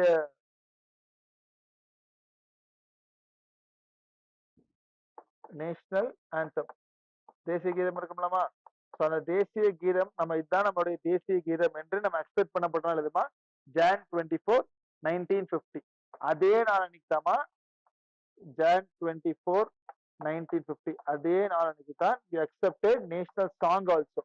நம்மளுடைய தேசிய பாடலும் நம்ம ஒப்புக்கொண்டோம் எந்த நாள்னாமா ஜான் 24, 1950 தான். அதே நாள் மறுபடியும் மூணுமே ஒரே நாள் தாமா இந்தியாவின் முதல் குடியரசுத் தலைவராக the first president of India. அரசியல் நிர்ணய சபையோடைய முதல் பிரசிடென்ட் யாருனாமா தற்காலின்னு சொல்லி கேட்டா சச்சிதானந்த சின்ஹா. நிரந்தர பிரசிடென்ட் யாருன்னு கேட்டாமா ராஜேந்திர பிரசாத். அதே மாதிரி எப்பெல்லாம் அரசியல் நிர்ணய சபை வந்து இரு சபையாக செயல்படுகிறதோ, ஒண்ணு சட்டமன்ற அமைப்பாகவும் இன்னொன்னு அரசியல் அமைப்பாகும். எப்பெல்லாம் அது லெஜிஸ்லேட்டிவ் பாடியா இருக்கோ அப்ப யாருமே ஹெட்டா இருந்தாங்க ஜிவி மாவலாங்கர். ஸோ எப்பெல்லாம் கான்ஸ்டியூஷனல் பாடியா இருந்துச்சோ அப்ப யார் ஹெட்டா இருந்தாங்க ராஜேந்திர பிரசாத். அப்படி இந்தியாவில் விடுதலை பெற்ற பிறகு இந்தியாவை அந்த ஃபர்ஸ்ட் பிரசிடென்ட் யாருனாமா ராஜேந்திர பிரசாத் தான். யாருமா? ராஜேந்திர பிரசாத். இதெல்லாம் ரொம்ப நமக்கு முக்கியமான விஷயங்கள்மா. ஸோ எப்போ நம்ம காமன்வெல்த் மெம்பரா மாறுறோம், ஸோ எப்போ நம்ம தேசிய கொடியை நம்ம அக்செப்ட் பண்றோம், தேசிய பாடல் எப்ப அக்செப்ட் பண்றோம், தேசிய கீதத்தை எப்ப அக்செப்ட் பண்றோம், அதே மாதிரி இந்தியாவில் தேர்ந்தெடுக்கப்பட்ட முதல் பிரசிடென்ட் யாராங்க. ஓகேமா. அதே மாதிரி இந்த அரசியல் நிர்ணய சபை இருக்கலாமா கான்ஸ்டியூண்ட் அசம்பிளி அப்படின்னு சொல்றோம்ல, இது மொத்தமா எவ்வளவு செஷன்ஸ், எவ்வளவு மாநாடுகள் இருக்காமா? It had 11 session totally. எவ்வளவு செஷன்மா? 11 செஷன்ஸ்மா. எவ்வளவு நாட்கள் போயிருக்குன்னா 2 years, 11 months and 18 days நடந்திருக்கு. ஓகே. ஸோ தந்து இந்த அரசியல் நிர்ணய சபை எவ்வளவு நாட்கள் செயல்பட்டு இருக்குனாமா 11 செஷன், மொத்தமா 11 மாநாடுகள் நடந்திருக்கும். ஸோ அந்த 11 மாநாடுகள் எவ்வளவு வருஷம் நடந்திருக்காமா 2 வருடம் 11 மாசங்கள். தென் எவ்வளவு டேஸ்னாமா 18 days. ஓகேமா. அதே மாதிரி இந்த அரசியல் நிர்ணய சபையோட நோக்கம் என்னதான்? நமக்கான அரசியலமைப்பு உருவாக்குறதா. அப்படி நம்ம அரசியலமைப்பு உருவாக்குவதற்கு மோர் தென் 60 கண்ட்ரிஸ் 60 நாடுகளுக்கும் மேற்பட்ட அரசியல் அமைப்பை எடுத்துத்தான் நம்ம அரசியலமைப்பை உருவாக்குமா. நம்ம தனிப்பட்டு உருவான அரசியலமைப்பு கிடையாது. கிளியரா போட்டிருக்கேன். ஸோ எவ்வளவு நாட்டிடம் இருந்து நாம் அரசியல் அமைப்பை கடன் பெற்றோம் என்று கேட்டால் எவ்வளவு நாடுகள்மா 60க்கும் மேற்பட்ட நாடுகள் தான். அப்படி நம்ம அரசியல் அமைப்பை உருவாக்குவதற்கு நமக்கான மொத்த செலவு எவ்வளவு சொல்லி கேட்டாமா 64 லட்சமா 64 lakhs செலவாயிருக்கு. ஸோ நமக்கான அரசியல் அமைப்பை உருவாக்குவதற்கு மொத்தம் தேவைப்படக்கூடிய பண நிதி எவ்வளவுன்னு கேட்டா 64 லட்சம். ஸோ எவ்வளவு நாடுகளுக்கு மேல நம்ம போயிருந்தோமா 60 நாட்களுக்கும் மேல நாடுகளுக்கும் மேல. அதே மாதிரி எவ்வளவு நாட்கள் இந்த அரசியல் நிர்ணய சபை செயல்பட்டுச்சுனாமா 2 வருட காலம் 11 மாதம் 18 நாள். எவ்வளவு மாநாடுனாமா 11 செஷன்ஸ். ஓகேமா. அப்படி இந்த அரசியல் நிர்ணய சபை இந்த 60 கண்ட்ரிஸுக்கு மேல போய் நம்ம அரசியல் எடுக்கிறாங்களாமா, அதை வரைவுக்கு எடுக்கப்பட்ட நாள் 114 நாள் ஃபார் டிராஃப்ட். இதெல்லாம் வேணும், எந்த நாடெல்லாம் வேணும், எந்த நாட்டுக்கெல்லாம் போலாம், நமக்கு எதுல எடுத்தா சொல்லட்டுமா நமக்கான டிராஃப்ட் இருக்கலாமா, அந்த டிராஃப்டை எடுக்கிறதுக்கு அந்த வரைவு உருவாக்குவதற்கு நமக்கு தேவைப்படுற எவ்வளவுமா 114 days. ஓகேமா? சரி, கிளியரா போட்டிருக்குமா? எவ்வளவு நாட்கள் மாநாடு, எவ்வளவு கண்ட்ரிஸ் மேல கடன் வாங்கியிருக்காங்க, எவ்வளவு செலவாயிருக்கு, அந்த வரைவை டிராப்ட உருவாக்குவதற்கு நமக்கு தேவைப்பட்ட நாட்கள், then this all those things. ஓகேமா? அப்படி எது நாள் வரைக்கும் இந்த அரசியல் நிர்ணய சபை செயல்பட்டு இருக்கலாமா? ஜான் 26, 1950 தான் they had a long session. எப்பமா? Constituent assembly Jan 24. ஸோ ஜனவரி 24, 1950 தான் லாஸ்ட் செஷனா இருந்தது. ஏன் அப்படின்னா 1950 இந்த செஷனுக்கு அப்புறமா பெருசா எந்த மாநாடுமே நடந்திருக்காது. ஏன் அப்படின்னா 1951, 52 தான் இந்தியாவில ஃபர்ஸ்ட் ஜெனரல் எலெக்ஷன், பொது தேர்தல் வச்சிருப்பாங்களா? ஃபர்ஸ்ட் ஜெனரல் எலெக்ஷன், இந்தியாவின் முதல் பொது தேர்தல். இந்த பொது தேர்தல் முடிந்த பிறகு அந்த அரசியல் நிர்ணய சபை இருந்துச்சலமா, அதுதான் என்ன மாதிரி நமக்கு பாராளுமன்றமாக மாறி இருக்கும். என்ன மாதிரிமா? பார்லிமெண்டா நம்ம ஃபங்க்ஷன் ஆக ஆரம்பிச்சிருப்பாங்க. ஓகேமா? இப்ப கிளியரா போட்டுருங்க. ஸோ வந்து எப்போ அதோட கடைசி செஷன்னாமா ஜான் 24. ஸோ அதுக்கப்புறம் முதல்ல வந்து நமக்கு அந்த பொது தேர்தல் முடிந்த பிறகு ஸோ அந்த அரசியல் நிர்ணய செயல்படவில்லை. ஸோ அரசியல் நிர்ணய சபைக்கு பதிலாக அது என்ன நமக்கு become the parliament of the present இந்தியாவா மாறிடுச்சு. ஓகேமா? அப்படி இந்த அரசியலமைப்பை உருவாக்குவதற்குமா நிறைய குழுக்கள் போட்டிருப்பாங்க. Lot of committees was that. ஓகேமா? First put major committees. Major committees or எப்படின்னா முக்கிய குழுக்கள்ல மிகப்பெரிய குழு சொல்லக்கூடிய மேஜர் கமிட்டி. அப்படியே ஒவ்வொரு கமிட்டியா போட்டுவாங்க. ஃபர்ஸ்ட் வந்து பார்த்தா union power committee. Union power committee மத்திய அதிகாரங்கள் குழு அப்படின்னு சொல்லுவாங்க. மத்திய அதிகாரங்கள் குழு தலைவர் யாருன்னா ஜவஹர்லால் நெஹ்ருவா இருப்பார். மத்திய அதிகாரங்கள் குழு ஆர் வாட்மா யூனியன் பவர் கமிட்டி. நெக்ஸ்ட் எதுனாமா union constitution committee. Union constitution committee மத்திய அரசியல் அமைப்பு குழுன்னு சொல்லுவாங்க. அதுக்கும் தலைவர் யாரு தான்? ஜவஹர்லால் நெஹ்ரு தான். So union power committee Jawaharlal Nehru தாமா. யூனியன் கான்ஸ்டிடியூஷன் கமிட்டி யாரு தான்? ஜவஹர்லால் நெஹ்ரு தான். மூணாவது கமிட்டிமா மாநிலங்கள் குழு ஆர் ப்ரொவின்சியல் கமிட்டின்னு சொல்லுவாங்க.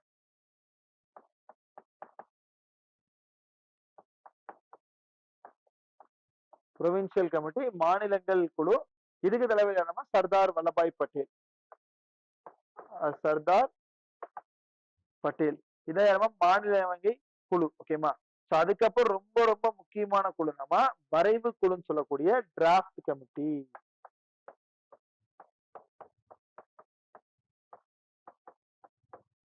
என்ன குழுமா?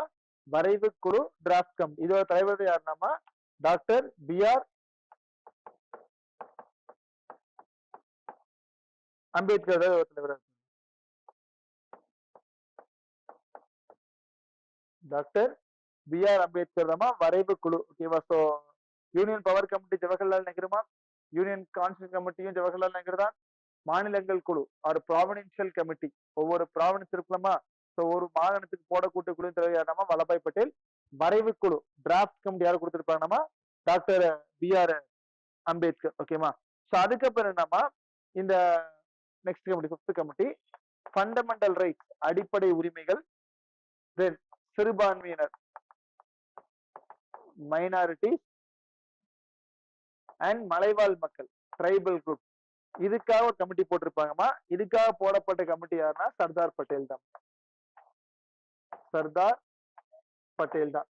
ஸோ அடிப்படை ஃபண்டமெண்டல் ரைட்ஸ் அடிப்படை உரிமைகள், தென் சிறுபான்மையினர், தென் மலைவாழ் மக்கள், இதுக்காக போடப்பட்ட குழு எழுதாமா வல்லபாய் பட்டேல் தான். இதுலயே இந்த ஃபண்டமெண்டல் ரைட்ஸ் இருப்பது அடிப்படை சப் கமிட்டி போட்டிருப்பாங்க. கமிட்டிக்குள்ளேயே ஒரு கமிட்டி தான் துணை கமிட்டின்னு சொல்லுவாங்க. என்ன கமிட்டிமா? துணை கமிட்டி ஆர் சப் கமிட்டி. அப்ப ஃபண்டமெண்டல் ரைட் சப் கமிட்டிக்கு யார் தலைவரா இருப்பாங்கம்மா? J.B. கிருபாலனி. J.B. கிருபாலனி. அதே மாதிரி சிறுபான்மை இருப்பாங்களாமா, அதுக்கு ஒரு சப் கமிட்டி. அப்ப மைனாரிட்டிஸ்க்கு ஒரு துணைக்குழு. இதுக்கு தலைவர் யார் இருப்பாங்கன்னா ஹெச்சி முகர்ஜி.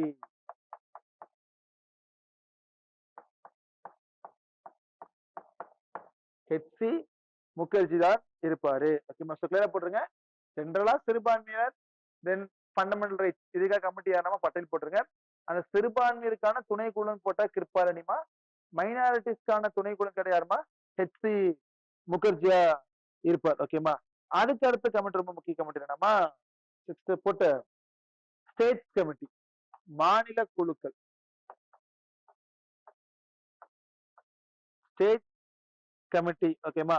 சோ இந்த மாநில குழுக்கள் பிராக்கெட்ல போட்டு ஒப்பந்தம் பேசும் குழுன்னு போட்டிருக்குமா, நெகோசியேட்டிங் கமிட்டி. ஒப்பந்தங்கள் பேசும் குழு. இதோட தலைவர் யாருன்னா ஜவஹர்லால் நெஹ்ரு தான். ஜவஹர்லால் நெஹ்ரு தான். ஓகேமா. சோ அதுக்கப்புறம் என்ன கமிட்டி நம்ம கடைசியா புட்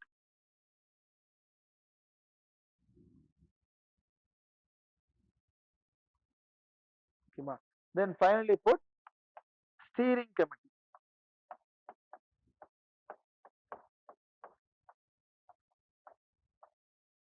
இதுக்கு தலைவர் யாருன்னா Rajendra Prasad.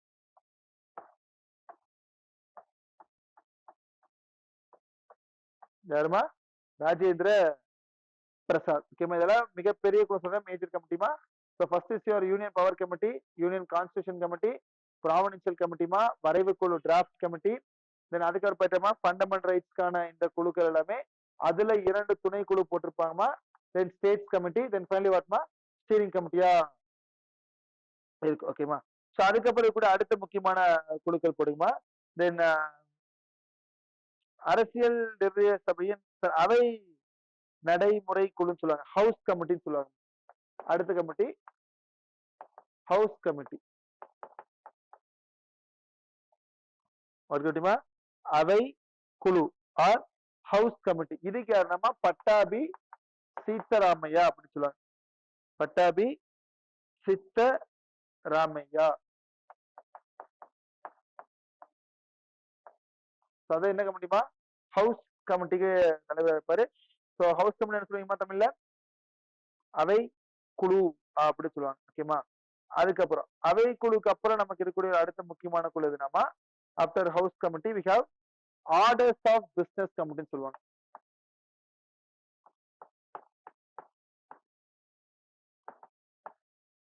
Orders of business committee.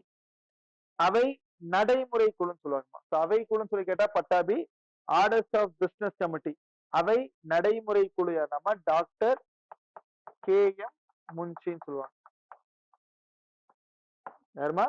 Doctor KM Munshi அப்படின்னு சொல்லுவாங்க. ஓகேமா. தென் அடுத்து ஒரு முக்கியமான குழு நம்ம நிதி மற்றும் பணியாளர் குழுன்னு சொல்லுவாங்க. நிதி மற்றும் பணியாளர், finance and staff committee.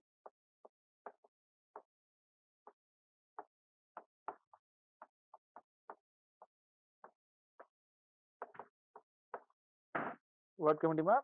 Finance and state committee, நிதி மற்றும் மாநில குழு. இதோ தலைவர் என்னமா டாக்டர் ராஜேந்திர பிரசாத்.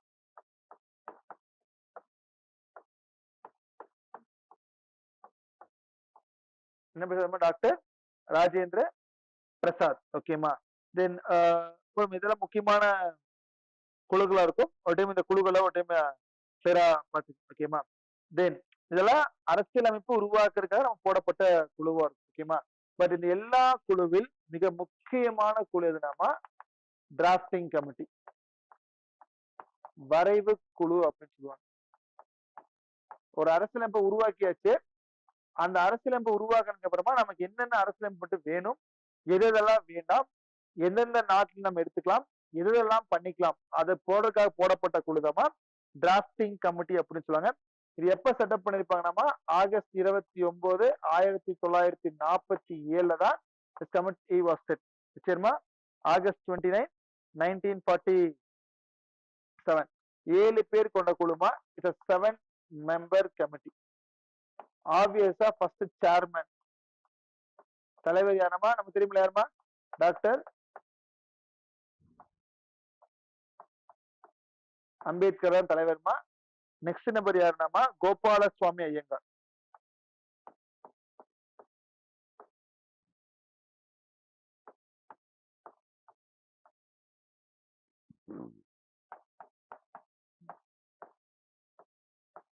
கோபாலசுவாமி ஐயங்கார். அடுத்து யாருனாமா? அல்லடி கிருஷ்ணசுவாமி ஐயர்.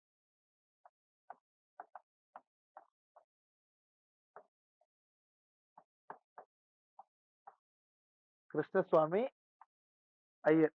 அதுக்கப்புறம் யாராமா? Doctor KM Munshi.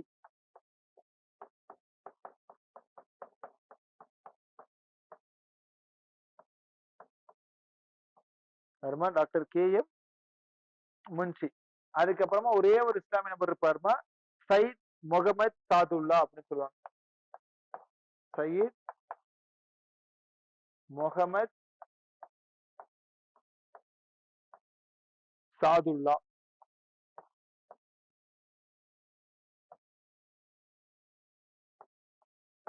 ஓகேமா.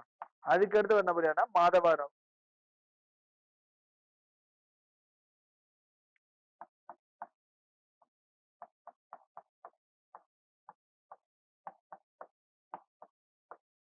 மாதவா ராவ். அதுக்கப்புறம் கடைசி யார் வேணாமா? TT Krishnamachari.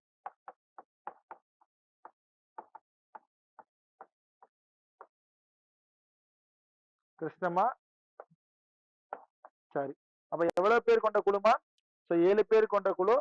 So first is your தலைவர் யாருனாமா? அம்பேத்கர் இருப்பாரு. So Gopalaswami Ayyangar, Alladi Krishnaswami Iyer, doctor KM முன்சிமா, சயீத் முகமது சாதுல்லா, அதுக்கப்புறம் யாருமா? N மாதவா ராவ், அதுக்கப்புறம் யாருமா? கிருஷ்ணமாச்சாரி. ஓகேமா. சோ எப்ப அந்த கமிட்டியை போடுறாங்க? ஆகஸ்ட் 29, 1947. சோ எவ்வளவு பேர் கொண்ட குழுமா? சோ 7 பேர் கொண்ட குழு. சோ நீங்க வரைவை ஃபுல்லா ரெடி பண்ணிட்டு முதல் வரை எப்ப ரிலீஸ் பண்ணிருப்பாங்கன்னா பிப்ரவரி 1948ல முதல் வரைவை ரிலீஸ் பண்ணிருப்பாங்க. ஓகேமா. சோ ஆனா அந்த வரைவு வந்துமா யாருனாலையும் அக்செப்ட் பண்ணிருக்க மாட்டாங்க. அதனால அந்த வரைவு வேண்டாம்னு சொல்லிட்டு இரண்டாவது வரைவு செகண்ட் டிராஃப்ட் எப்ப கொடுத்திருப்பாங்கன்னா அக்டோபர் 1948ல இரண்டாவது வரைவை கொடுத்திருப்பாங்க. ஓகேமா. சோ கிளியரா போட்டுங்க. முதல் வரைவு எப்போ உருவாக்குறாங்க? 1948. ஆனா அந்த வரைவு எங்களுக்கு பிடிக்கலாமா? அக்டோபர் 1940 அதனுடைய செகண்ட் டிராஃப்ட். ஓகேமா. இப்போ இந்த டிராஃப்ட வரைவிற்கு அவங்க எடுத்துக்கொண்ட நாள் 141 டேஸ். ஓகேமா. சரி கிளியரா போட்டுருங்க. இதுக்கு முன்னாடி 114 டே போட்டிருப்பீங்கம்மா. அது வந்து அந்த நாட்டுகிட்ட இருந்து மொத்தமா எடுத்துட்டு வந்து நம்ம மொத்தமா எல்லா நாட்டுக்கு எழுதுறதுக்கு தேவைப்பட்டு 114 நாள். இப்ப நமக்கு என்னென்ன வேணும் என்னென்ன வேண்டாம் அப்படிங்கிற டிசைட் பண்றதுதான் வரைவு குழு போட்டிருப்பாங்க. அப்படி வரைவு குழு போட்டு அந்த வரைவு குழு எவ்வளவு நாட்கள பண்ணி முடிச்சாங்களாமா? 141 டேஸ்ல பண்ணி முடிக்கிறாங்க. ஓகேமா. பட் இந்த வரைவு குழு மூலியமா நிறைய திருத்தங்கள் பண்ண சொல்லிருப்பாங்க. ஃபார் எக்ஸாம்பிள் இதெல்லாம் வேண்டாம் அதெல்லாம் விட்டு அப்படி சொல்லிட்டு இதெல்லாம் எங்க நடக்குதுமா? அரசியல் நிர்ணய சபைக்குள்ள நடந்துட்டு இருக்கு. அப்படி அரசியல் நிர்ணய சபைக்குள்ள நடந்துட்டு இருக்கப்போ கிட்டத்தட்ட எவ்வளவு திருத்தங்கள்லாமா? 7653 திருத்தங்கள் பண்ண சொல்லியிருப்பாங்கம்மா. திருத்தங்கள்னா அமெண்ட்மெண்ட்ஸ் அப்படின்னு சொல்லுவோம். என்னமா திருத்தங்கள் சொல்லுவாங்க? அமெண்ட்மெண்ட். எவ்வளவு திருத்தங்களாமா? 7653 திருத்தங்கள் பண்ண சொல்லியிருப்பாங்க அரசியல் நெருக்கக்கூடிய நபர்கள் எல்லாமே. ஆனா எல்லா திருத்தங்களும் பண்ணிருக்க மாட்டாங்க. கிட்டத்தட்ட 2473 திருத்தங்கள் பண்ணிருப்பாங்க. இது கொஞ்சம் முக்கியமான பாயிண்ட் அம்மா எக்ஸாம் பாயிண்ட் ஆஃப் வியூல. சோ எவ்வளவு திருத்தங்கள் பண்ண சொல்லியிருப்பாங்க நம்ம? சோ மொத்தமா they have said 7643 7653 திருத்தங்கள் வேணும்னு சொல்லியிருப்பாங்க. ஆனா எவ்வளவு திருத்தங்கள் அவங்க பண்ணிருப்பாங்க நம்ம? 2473 திருத்தங்கள் மொத்தமா பண்ணிருப்பாங்க. ஓகேவா. சோ திருத்தங்கள் எல்லாம் பண்ணி எல்லாம் ரெடி பண்ணிமா நவம்பர் 26, 1949 அன்று நமக்கு இந்த அரசியல் அமைப்பு கான்ஸ்டிடியூஷன் அப்படின்னு சொல்ல உருவாயிருக்கும். ஆனா மொத்தமா எவ்வளவு பேர் இருந்தாங்கம்மா? 299 உறுப்பினர் இருந்திருப்பாங்கல்ல. அதுல 284 மக்கள் மட்டும்தான் இந்த நாணி பார்ட்டிசிபேட் பண்ணி கையெழுத்து போட்டிருப்பாங்க. அப்படி நவம்பர் 26 1949 நம்ம உருவாக்கப்பட்ட அரசியல் அமைப்புலமா 300 ஒரு முகவரி இருக்கும், பிரியாம்பிள் இருக்கும். தென் 395 ஆர்டிகல்ஸ் இருக்குமா?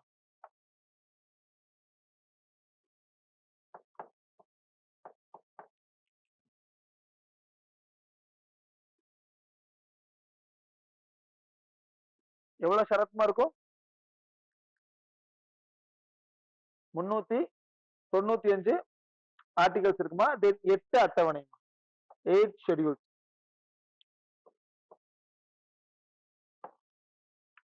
ஸோ கிளியரா போட்டுருங்க. ஸோ நவம்பர் 26 1949 அன்னைக்கு இந்தியாவில் அரசியலமைப்பு உருவாயிடுச்சு. ஆனால் இந்த நாளைத்தான் நம்ம என்ன சொல்லுவோம்? கான்ஸ்டிடியூஷன் டே அப்படின்னு சொல்லுவாங்க. என்னடேமா? Constitution day. பிகாஸ் நமக்கு அரசியலமைப்பு ஃபார்ம் ஆயிடுச்சுலமா. ஆனா என்னதான் நமக்கு நவம்பர் 26 1949 அன்னைக்கு ஒரு முகவரை 395 அரசியலமைப்புகள் ஷரத்துகள் இருந்தும் 8 அட்டவணை இருந்தாலும் இந்த அரசியல் அமைப்பு நம்ம அமல்படுத்தினார் கமெண்ட்ஸ் எப்படாமா ஜான் 26 1950 தான்.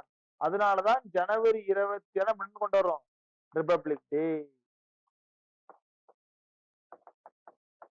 எதுக்காக ஜான் 26மா? ஏன்னா அந்த ஜனவரி 26 1930 அன்னைக்கு தான் நம்ம என்ன கொண்டு இப்போ பூர்ண சுயராஜ்யம் ஆர் பூர்ண சுராஜ் முழுமையான விடுதலை கொண்டு வந்தோம்லமா. எந்த மாநாட்டுலமா? லாகூர் மாநாட்டில். ஓகே, சோ அதனால கொண்டாடிப்பாங்க. ஓகேவா? சோ நமக்கு அரசியலமைப்பு உருவாக்கி கொடுத்த டாக்டர் B.R. அம்பேத்கர். சோ அவர் தான் father of constitution of India. So India அரசியல் அமைப்பின் தந்தை, மாடர்ன் மனு அப்படி சொல்லல. யாருனாமா? நம்மளுடைய அம்பேத்கர் சார் தானே சொல்லியிருப்பேன். ஓகேமா? ரொம்ப ரொம்ப முக்கியமான ஒரு கொஸ்டின் தான் இந்த விஷயங்கள் எல்லாமே. ஓகே, சோ அதுக்கப்புறம் என்னன்னா, இப்ப இந்தியா அரசியலமைப்பை பொறுத்த வரைக்கும் நமக்கு நிறைய விஷயங்கள் வந்து இருக்கு. அதை நமக்கு எளிமையா கொடுக்கறதுக்கு 2 விஷயங்கள் கொடுத்திருப்பாங்க. அதாவது இந்தியா அரசியலமைப்பை நம்ம எந்த அளவுக்கு எளிமையா புரிஞ்சுக்கலாம், எந்த அளவுக்கு ஈஸியா புரிஞ்சுக்கலாம்தான் நம்ம 2 விஷயம் யூஸ் பண்ணுவோம். ஒண்ணு வந்து பார்ட்ஸ், பகுதி அப்படின்னு சொல்லுவாங்கம்மா. நெக்ஸ்ட் இஸ் ஷெட்யூல்ஸ், அட்டவணை அப்படின்னு சொல்லுவாங்க. One is part, next is வாட்மா? ஷெட்யூல்ஸ். இது ஒண்ணுமே இல்லமா, 395 ஆர்டிகல்ஸ் இருக்குல்ல, அந்த 365 அரசியலமைப்பை நம்ம எளிமையா புரிஞ்சுவதற்காக நமக்கு உருவாக்கப்பட்டதான் பகுதிகள் மற்றும் பார்ட்ஸ் அப்படின்னு சொல்லுவாங்க. இப்ப கிளியரா போட்டிருக்குமா? Put the word parts.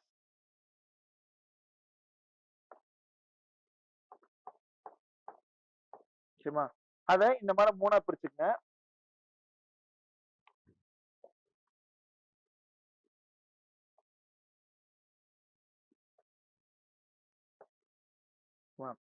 அதுல போட்டு இதுல பார்ட்ஸ், தென் சப்ஜெக்ட் மேட்டர், எதை பத்தி சொல்லுது சொல்லக்கூடிய அந்த சப்ஜெக்ட், தென் ஃபைனலி ஆர்டிகல்ஸ். எந்தெந்த விதி எல்லாமே கவர் ஆகுது. அப்ப நம்ம மொத்தமா 23 பார்ட்ஸ் இருக்குமா? அப்படியே ஒவ்வொரு பகுதியா போட்டுவாங்க. சோ பகுதி 1 சொல்றோமா, யூனியன் அண்ட் டெரிட்டரி, ஒன்றியமும் அதனின் பரப்பளவும் அப்படின்னு சொல்லுவாங்க. எந்த ஆர்டிகல்லாமா? விதி 1ல இருந்து விதி 4 வரைக்கும் கவர் ஆகும். Article 1 to article 4. ஓகேமா? சோ விதி 1 என்ன சொல்றோமா? யூனியன் மற்றும் அதோடைய ஃபீச்சர்ஸ்மா, அதோட டெரிட்டரி. சோ யூனியன் ஒன்றியம் மற்றும் அதனின் பரப்பளவு. சோ ஒன்றியம் மற்றும் அதனின் பரப்பளவு என்பது எந்த ஆர்டிகல்? அந்த ஆர்டிகல் ஆர்டிகல் 1ல இருந்து ஆர்டிகல் 4 வரைக்கும். செகண்ட் பகுதி என்னன்னா சிட்டிசன்ஷிப், குடியுரிமை. சோ இது வந்து விதி 5ல இருந்து விதி 11 வரைக்கும் சொல்லுங்க. தென் 3வது பகுதி என்னன்னா ஃபண்டமெண்டல் ரைட்ஸ், அடிப்படை உரிமைகள். சோ 12ல இருந்து 35 வரைக்கும் போகும். ஓகேமா? அதுக்கப்புறம் பகுதி 4. பகுதி 4 என்ன சொல்லணும்னா டிபிஎஸ்பி, அரசின் நெறிமுறை கோட்பாடுகள். 36 ஆர்டிகல் இருந்தமா 51 வரைக்கும் போகும். அதுக்கப்புறம் பகுதி சரிமா, ஒரு சின்ன மிஸ்டேக், இது இந்த வேர்டு போடாதீங்கம்மா. 1 to 3 இந்த 1 to 3 யூஸ் பண்ணாதீங்க. You make sure that you use only Roman numbers. பகுதி 1, பகுதி 2, பகுதி 3மா, பகுதி 4, பகுதி 4லயே ஏ. அதான் ஃபண்டமெண்டல் டியூட்டிஸ் அப்படின்னு சொல்லுவாங்க. ஒரே ஆர்டிகல் தான் 51 ஏ. ஓகேமா? சோ பகுதி 4 என்னமா சொல்லுது? அடிப்படை கடமைகள், ஃபண்டமெண்டல் டியூட்டிஸ். ஓகேமா? அதுக்கப்புறம் பகுதி 5 எதுனாமா ஒன்றிய அரசாங்கம் ஆர் யூனியன் கவர்மெண்ட். ஒன்றிய அரசாங்கம். அப்ப எந்த ஆர்டிகல் ஆரம்பிக்கும்? 51ஓட ஏ1 முடியுதாமா? அப்ப விதி 52ல இருந்து 151 வரைக்கும் உங்களுடைய என்ன அரசாங்கம் இருக்கும்? யூனியன் கவர்மெண்ட் ஆர் ஒன்றிய அரசாங்கம். அதுக்கப்புறம் பகுதி 6 இதைத்தான் ஸ்டேட் கவர்மெண்ட், மாநில அரசாங்கம். மாநில. அப்ப 152ல ஆரம்பிச்சுமா 237 வரைக்கும் போகும். 152 வரைக்கும் போகுமா 237 வரைக்கும். சோ பகுதி 7 என்பது இந்தியா அரசியலமைப்பில் கிடையாதுமா. தெரியுதுமா?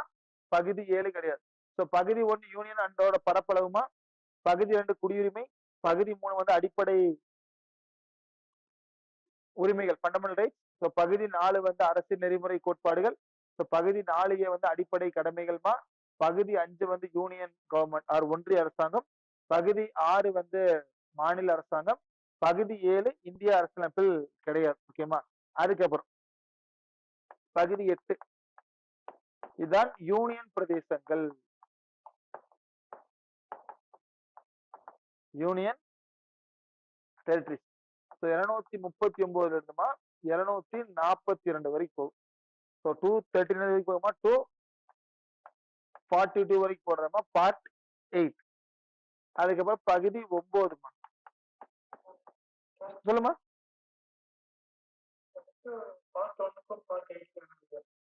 பார்ட் 1 வந்து எப்படின்னாமா, ஃபார் எக்ஸாம்பிள் 28 மாநிலங்கள் இருக்கலாமா, அது அதோடைய பரப்பளவு. பகுதி 8 என்னன்னா யூனியன் பிரதேசம் சொல்லக்கூடிய இந்த டெல்லி, புதுச்சேரி, ஜம்மு அண்ட் காஷ்மீர், லடாக் அது இருக்கலாமா, அதான் யூனியன் டெரிட்டரி. சோ ஒன்றியம் அதனின் பரப்பளவினால் மாநிலங்கள் எல்லாமே சேர்ந்து வரும், இந்தியா ஃபுல்லா வருமா. பகுதி 8ல எதை மட்டும் ஸ்பெசிஃபைடா கொடுத்திருப்பாங்க, யூனியன் பிரதேசத்தை மட்டும் ஸ்பெசிஃபைடா கொடுத்திருப்பாங்க. அதான் யூனியன் டெரிட்டரி. சோ 239 எழுதுமா விதி 242 வரைக்கும் போகும். அதுக்கப்புறம் பகுதி 9 சொல்லணுமா பஞ்சாயத்து. அப்ப எந்த விதியில ஆரம்பிக்கும்? ஆப்வியஸா 243 இருக்குமா 243 ஓ வரைக்கும் போகும். பகுதி 9 கிலோ போடுங்க. பஞ்சாயத் 243 இருக்குமா 243 ஓ வரைக்கும் போகும். அதுக்கப்புறம் 9 ஏமா இதுதான் முனிசிபாலிட்டிஸ் அப்படின்னு சொல்லுவாங்க.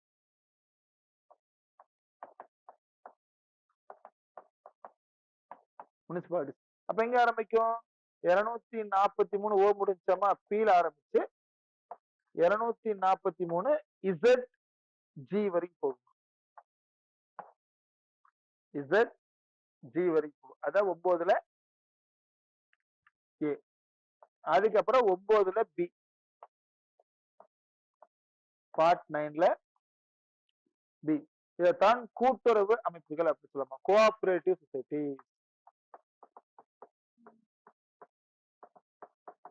கூட்டுறவு அமைப்புகள் ஆர் கோஆபரேட்டிவ்.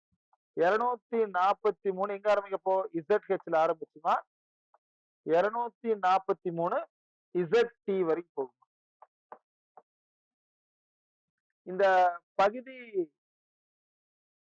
9 பி கூட்டுறவு அமைப்புகள் அப்படிங்கிறத இந்தியாவில் எந்த வருஷத்துல கொண்டு வந்திருப்பாங்கன்னாமா 97 அமெண்ட்மெண்ட் 97வது அரசியல் அமைப்பு திருத்த சட்டம் 2011 இருந்தாமா நமக்கு என்ன இருக்கும்?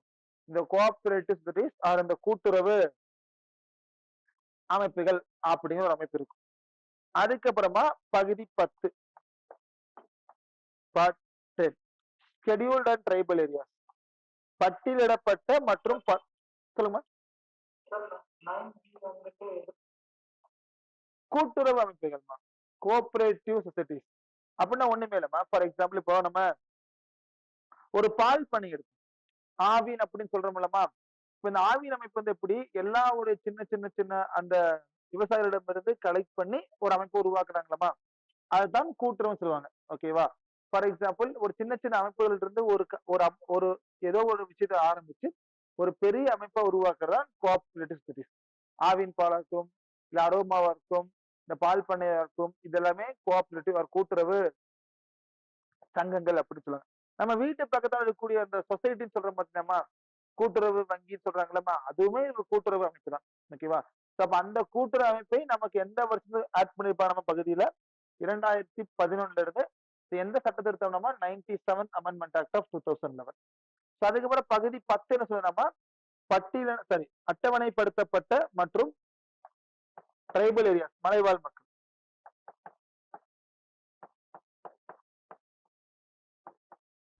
சோ பட்டியலிடப்பட்ட மற்றும் பழங்குடியின பகுதிகள். ஷெட்யூல்டு அண்ட் ட்ரைபல் ஒரே ஆர்டிகல் தான். So 244 244 A schedule areas and tribal areas. ஓகேமா? அதுக்கப்புறம் ஸோ 8 9 9 ஏ 9 பி சொல்லி வரமா 10. அதுக்கப்புறமா பகுதி 11. இது ரொம்ப முக்கியமா மத்திய மாநில உறவுகள். Relations between union and states.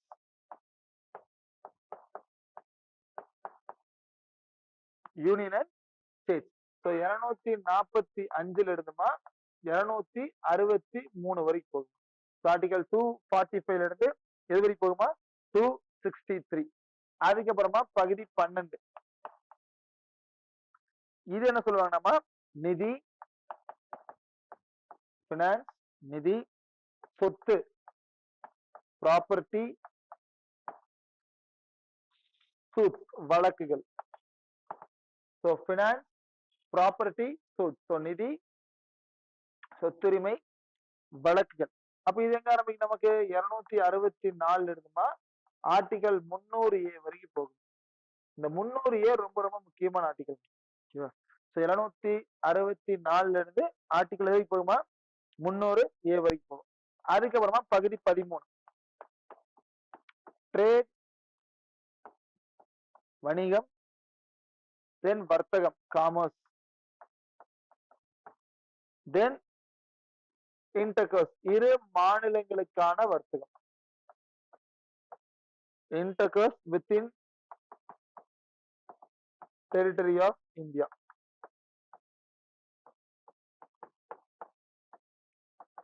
ஓகேமா? ஸோ வர்த்தகம், ட்ரேடு, காமர்ஸ், வணிகமா, தென் ஃபைனலி வாட்மா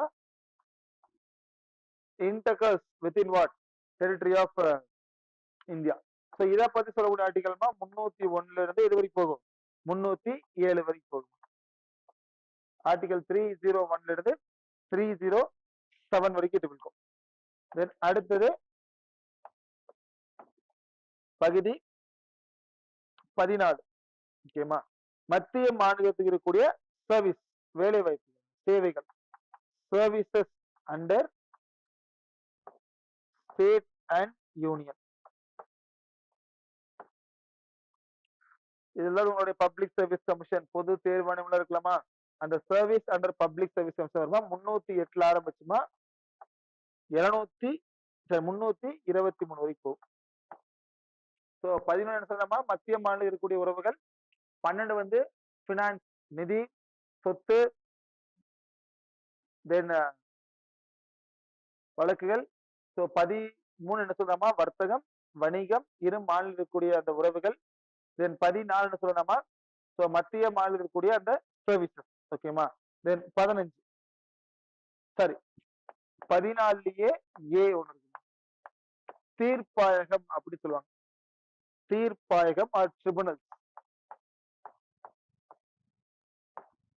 தீர்ப்பாயகம் ஆர் வாட்மா நமக்கு ட்ரிபுனல்ஸ் அப்படின்னு சொல்லுவாங்க. தென் 15 எலெக்ஷன்.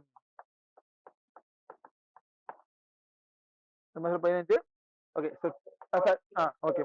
ஸோ இதுக்கு வந்து 323 ஏ ஒண்ணுமா 323 பி ஒண்ணுமா? A1 B1மா. ஸோ அதுக்கப்புறம் தேர்தல்மா, elections.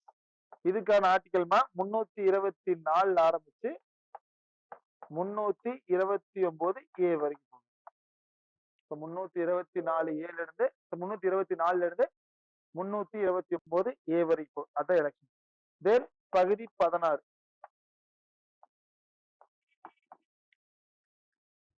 Special provisions to certain classes.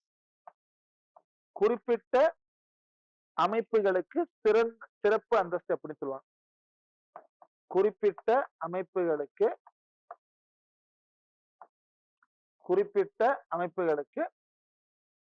சிறப்பு அந்தஸ்து.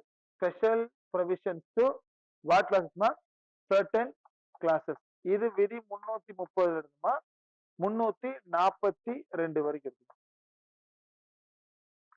So special provisions to certain classes. ஓகேமா. ஸோ சில குறிப்பான அமைப்புகளுக்கு ஒரு சிறப்பு அந்தஸ்து. ஓகேமா. தென் அதுக்கு அடுத்தது உங்களுடைய பகுதி 17. இதைத்தான் அலுவலக மொழின்னு சொல்லுவாங்க. Official language.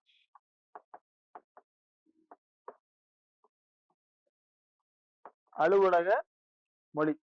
அப்ப இங்க ஆரம்பிக்கும் 343 இருக்குமா 351 வரைக்கும் ஆரம்பிக்கும்.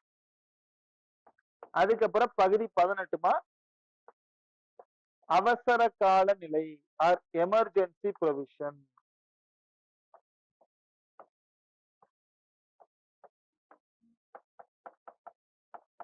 எமர்ஜென்சி ப்ரொவிஷன் ஆர் வாட் நிலைமா அவசர கால நிலை.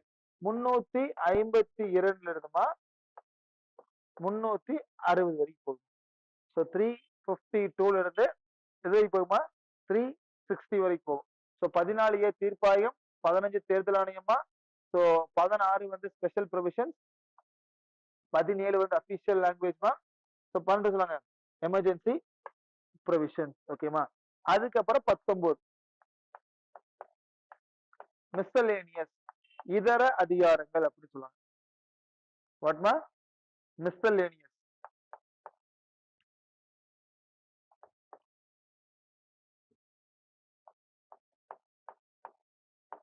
இதர அதிகாரங்கள் 361 இருந்துமா 367 வரைக்கும். தென் உங்களுடைய 20 அரசியல் அமைப்பின் திருத்தம், அமெண்ட்மெண்ட்ஸ் அப்படின்னு சொல்லுவாங்க. ஒரே ஆர்டிகல் தான் 368. ஸோ அரசியல் அமைப்பின் திருத்தம்மா ஆர் வாட்மா அமெண்ட்மெண்ட். ஒரே ஆர்டிகல் தான். ஆர்டிகல் 368. ஓகேமா. அதுக்கப்புறம் 21 டெம்பரரி தற்காலிகம்.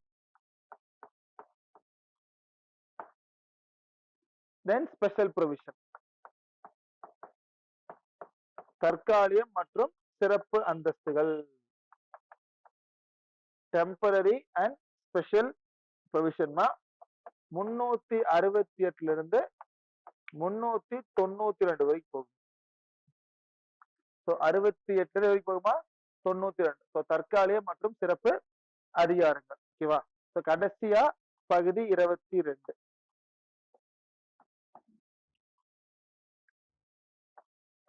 ஷார்ட் டைட்டில்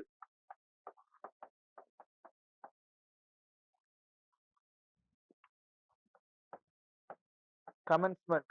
அரசியலமைப்போட உருவாக்கம் பண்ணதுமா. Then finally text in Hindi. So ஹிந்தியில தான் இந்தியாவோட ஒரிஜினல் அரசியலமைப்பு உருவாக்கியிருப்பாங்க. 393 இருந்துமா 95 வரைக்கும். ஸோ 90 இருக்குமா 94 வரைக்கும். சரி, அரசியலமைப்பு உருவாக்கும் பொழுது 395 ஆர்டிகல்ஸ் இருந்துச்சு, 8 அட்டவணை இருந்துச்சு, 22 பகுதி இருந்துச்சாமா. இது எப்போ நமக்கு நவம்பர் 26 1949. ஆனா இன்னைக்கு காலகட்டத்திலமா கிட்டத்தட்ட 470க்கும் மேற்பட்ட ஆர்டிகல்ஸ் இருக்கு, 12 அட்டவணை இருக்குமா, 25 பகுதிகள் இருக்கு. கிளியரா போட்டுச்சுங்க. ஸோ இந்திய அரசியலமைப்பு உருவாக்கும் பொழுது 395 ஆர்டிகல்ஸ் இருந்துச்சு, 8 அட்டவணை இருந்துச்சு, தென் 22 பகுதி இருந்துச்சு. இன்னைக்கு பிரசன்டாமா 470க்கும் மேற்பட்ட ஆர்டிகல்ஸ் இருக்கு, 12 அட்டவணைகள் இருக்கிறதுமா. எவ்வளவு பகுதி இருக்கும்? 25 பார்ட்ஸ் ஆர் தேர். ஓகேமா? சரி, இப்ப என்னன்னா இந்த என்டையர் பார்ட் மட்டும்தாமா உங்களுடைய மொத்த அரசியலமைப்பாவே இருக்கு. ஓகேவா? இதில் தான் நீங்க படிப்பீங்க. ஆர்டிகல் 1ல இருந்து ஆர்டிகல் 3 எல்லா ஆர்டிகல்ஸையும் படிக்கணும்னு கேட்டா வேண்டாமா. எக்ஸாம் பாயிண்ட் ஆஃப் வியூ நமக்கு என்னென்ன ஆர்டிகல்ஸ் முக்கியமா இருக்கோ அந்த ஆர்டிகல்ஸ் மட்டும் படிச்சீங்கன்னா போதும். இப்போ சில கேள்விகள் மட்டும் போட்டுங்க, நம்ம அட்டவணை அடுத்த கிளாஸ்ல பார்க்கலாம். சில கேள்விகள் மட்டும் போடுங்க. ஃபர்ஸ்ட், இந்தியன் கான்ஸ்டிடியூஷன், நம்ம இந்திய அரசியலமைப்புடைய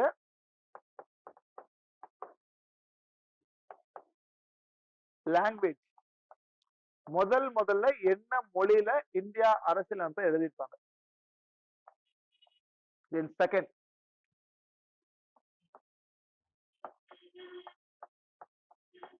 முதல்ல அதை வடிவமைத்தவர் யார்? காலிகிராஃப் பண்ணவர் யார்? தென் தேர்ட், ஹிந்தியில இருந்து இங்கிலீஷ், அது ஹிந்திலே போடுங்க, ஹிந்தி மொழியில அரசியலமைப்பு எழுதுனது யார்? இந்த 3 மட்டும் ஆன்சர் பாருங்க போய்.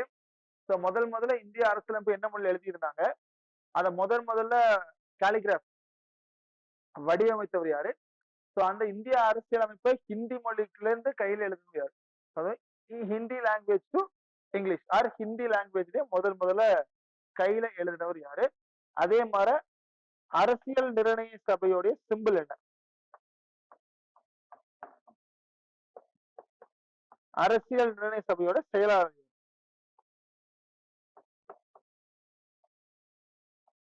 அரசியல் நிர்ணய சபையோட சிம்பிள் என்னமா? அதே மாதிரி அரசியல் நிர்ணய சபையோட செக்ரட்டரி யார்? Okay, CA simple, CA secretary. ஓகேமா? இதெல்லாம் கொஞ்சம் முக்கியமான பாயிண்ட் பார்த்து வச்சுங்க. ஓகே, ஸோ இப்போ இந்த அட்டவணை மட்டும் கிளியரா பார்த்துக்குமா? ஸோ இதான் வந்து starting of your polity. So இப்போ இந்த பார்ட்டை தான் ஃப்ரம் நெக்ஸ்ட் கிளாஸ் அப்படியே ஒவ்வொன்றா பார்ப்போம். Citizenship, preamble, fundamental rights, fundamentals அப்படியே கோத்ரூ. ஓகேமா? ஸோ இது மட்டும் ஒன் டைம் கிளியரா கோத்ரூ பண்ணுங்க. Just go through this, then will see மா. நம்ம நெக்ஸ்ட் கிளாஸ்ல will catch up. Thank you mother.